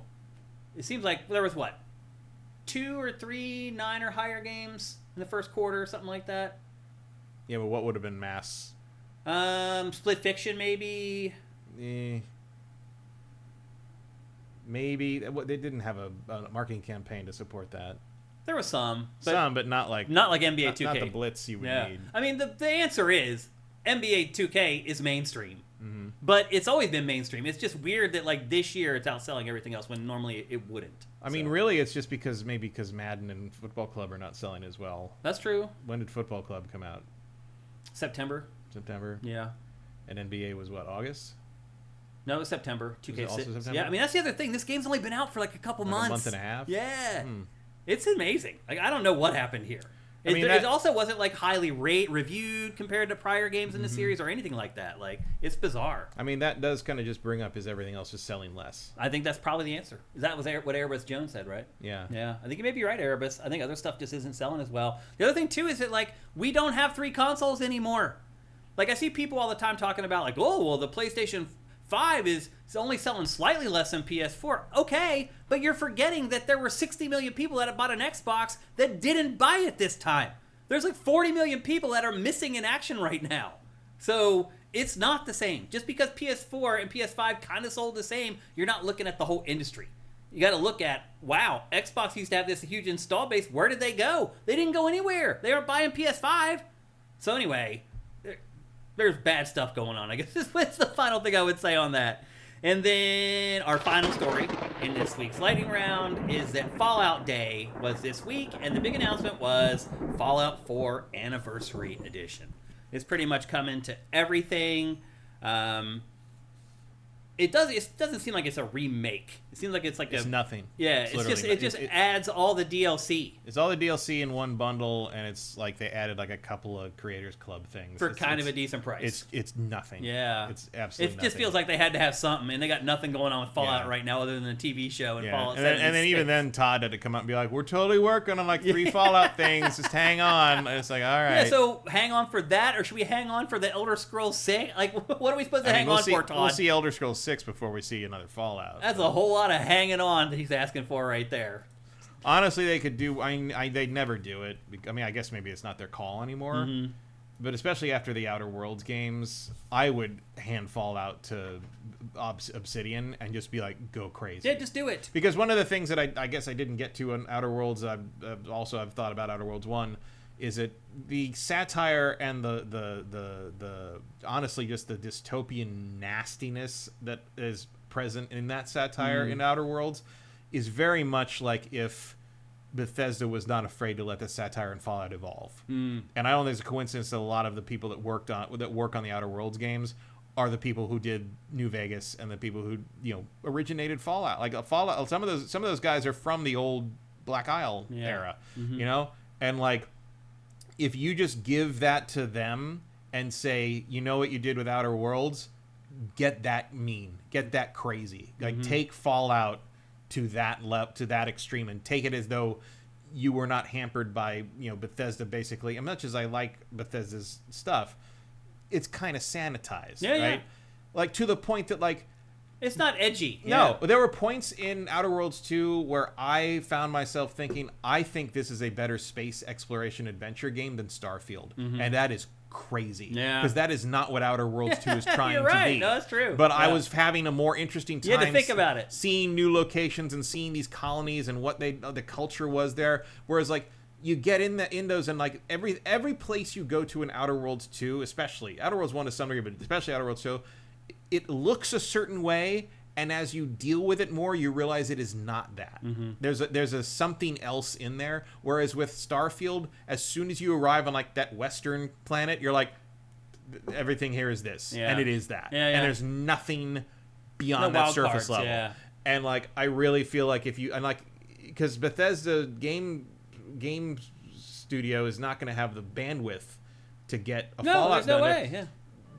I mean, not necessarily, maybe don't call it Fallout 5, but like, who cares? Let Obsidian do one. Yeah. Like, get them fucking Fallout. I mean, just play. They gotta let it go. Fallout man. 76. I Like, I don't want to play Fallout 76. I want to play a Fallout game. And you guys can watch them. Like, make sure they don't completely screw it up. Like, let them do it. I agree. Yeah, watchdog the MCP as much as you want, but like, let them do. I mean, let that shit go. Yep. Like, yeah, they got mad at you because you didn't pay them their bonus for Fallout New Vegas because they came 1 point away from making the fucking cutoff. Guys, rightfully so. You guys were scumbags for not paying that bonus.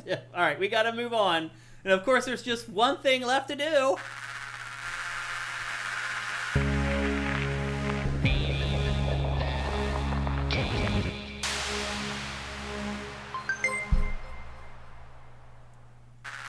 That's right, people. It's time for Name That Game Tune, brought to you by Soundwizardry.com, the absolute wizards in sound. Go to Soundwizardry.com. If you're working on a video game, just hire them. Don't think about it. Just trust me. Just hire them. If you do that, the audio in your game is going to be improved. If you got a sound team right now that are dragging their feet, they're not delivering stuff on time, and the stuff that they do deliver sucks, go to Soundwizardry.com. They have worked on multiple Game of the Year winners, tons of Game of the Year contenders. They do top-notch work, and they are top-notch people. Go to Soundwizardry.com, and because they are top-notch people, they let us do this fun thing called Name That Game Tune, where I play 5 audio samples from a video game, and you try to name the game before Matt Keil right here. A couple things before we get going. If you've won this year, do not play. You can only win once per calendar year. If you don't play PC games, please do not play, because if you win, you get a PC game. And then finally, the chat goes into slow mode, which means you can only enter one chat every 60 seconds. Don't try to spam the chat, just guessing random game names. You will not win. Matt, are you ready? Get your headset turned up here. I got you at full blast. Is that good? Mm-hmm. All right. Are you ready to play Name That Game Tune, Matt? Sure. Are you guys ready to play Name That Game Tune? Here it comes in 3, 2, 1.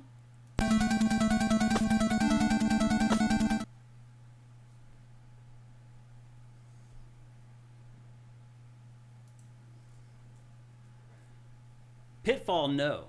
Oh, we have a winner already. Fried X100. It is Contra. Wow. Awesome job, man. Congratulations, Fried X. I figured someone was going to get that before I could say it. So Had you figured out what it was? I knew what it was, but it took me a few seconds. And I'm like, the chat's going to come in. Eric Carmena says Contra, easy. It is hard to find samples from like NES games because there's so few. Mm-hmm. So I went through Contra. Let me turn down your headset here quickly. So I went through Contra, and it was like the full playthrough of Contra that I'm sorting through. And I realized there's only like 5 samples in the whole freaking game. There's like the sample when it starts, there's a sample when you finish the level, and there's like one other sting, and then there's just the game nat sound. And the sound of the gun shooting or what. All of it's going to give it away if you play the games. It's really hard to work with NES games. So I think going forward, I'm probably going to go SNES and above, because I think it's just too easy. There's more variety to it. it. And I'll play the other samples for you guys very quickly here, just to go through them. Here's the second one. There's the third one. This was Contra 3. Could be Contra 3. That Super Nintendo would have sounded different. Yeah. Fourth one. And here's the last one.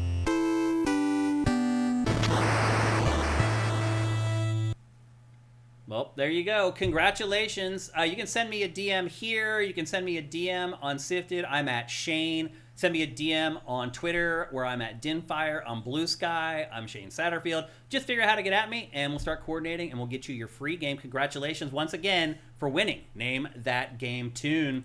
That's going to do it for GameFace episode 456 right here on Sifted Games at sifted.net. A big thanks to everybody in chat on both YouTube and Twitch. You guys make this show better every single week without fail. We are here every single week at 1 p.m. Pacific, 4 p.m. Eastern on Tuesdays at twitch.tv/siftedgames and youtube.com/siftedgames. Before we get going, just one last pledge or pitch for a pledge, I should say. For our Patreon, we are supported there at patreon.com/sifted for $5 a month. You get all our content early. There are other tiers there. You see names scrolling below during GameFace. Those people are pledging $30 or more per month. Thank you to those people. I can't tell you how much I appreciate you folks. But if you really love the show, you really want to see it continue, maybe consider that. And if you can't help us financially, but if you have Amazon Prime, if you're watching on YouTube right now, go down below. There are step-by-step instructions on how to give us a free $2.50 every month with Twitch Prime. We'd appreciate that very much. And if you don't have that, just help us out. Just like the show right now before you close it out. Leave a comment. Love the podcast. One word, awesome. All that stuff helps. Ring the bell, notifications, share on social media. All that stuff can make a difference for us, and we'd appreciate it very, very much. So we'll be back next week. We got, let's see, I'll finally get to play The Outer Worlds. I'll finally get to play Vampire the Masquerade Bloodlines 2. What else are we going to have for next week? Wasn't there one other game that you'd already started playing? I thought. No? No. Mortal Kombat Collection is in a couple days. All right. That looks awesome. Mm-hmm. Yeah. But, and then there's a couple things on the 30th, I think. Yeah. And then there's games that we just have not tackled in October because there were so many. We'll get to those in November as well. I definitely want to review the new Katamari game, Once Upon a Katamari, here on the show. So we are pretty much rocking until the end of 2025. I hope that you guys will be along with us for the ride. We'll see you here next Tuesday. Everybody, have a great week filled with great games. GameFace is up and out.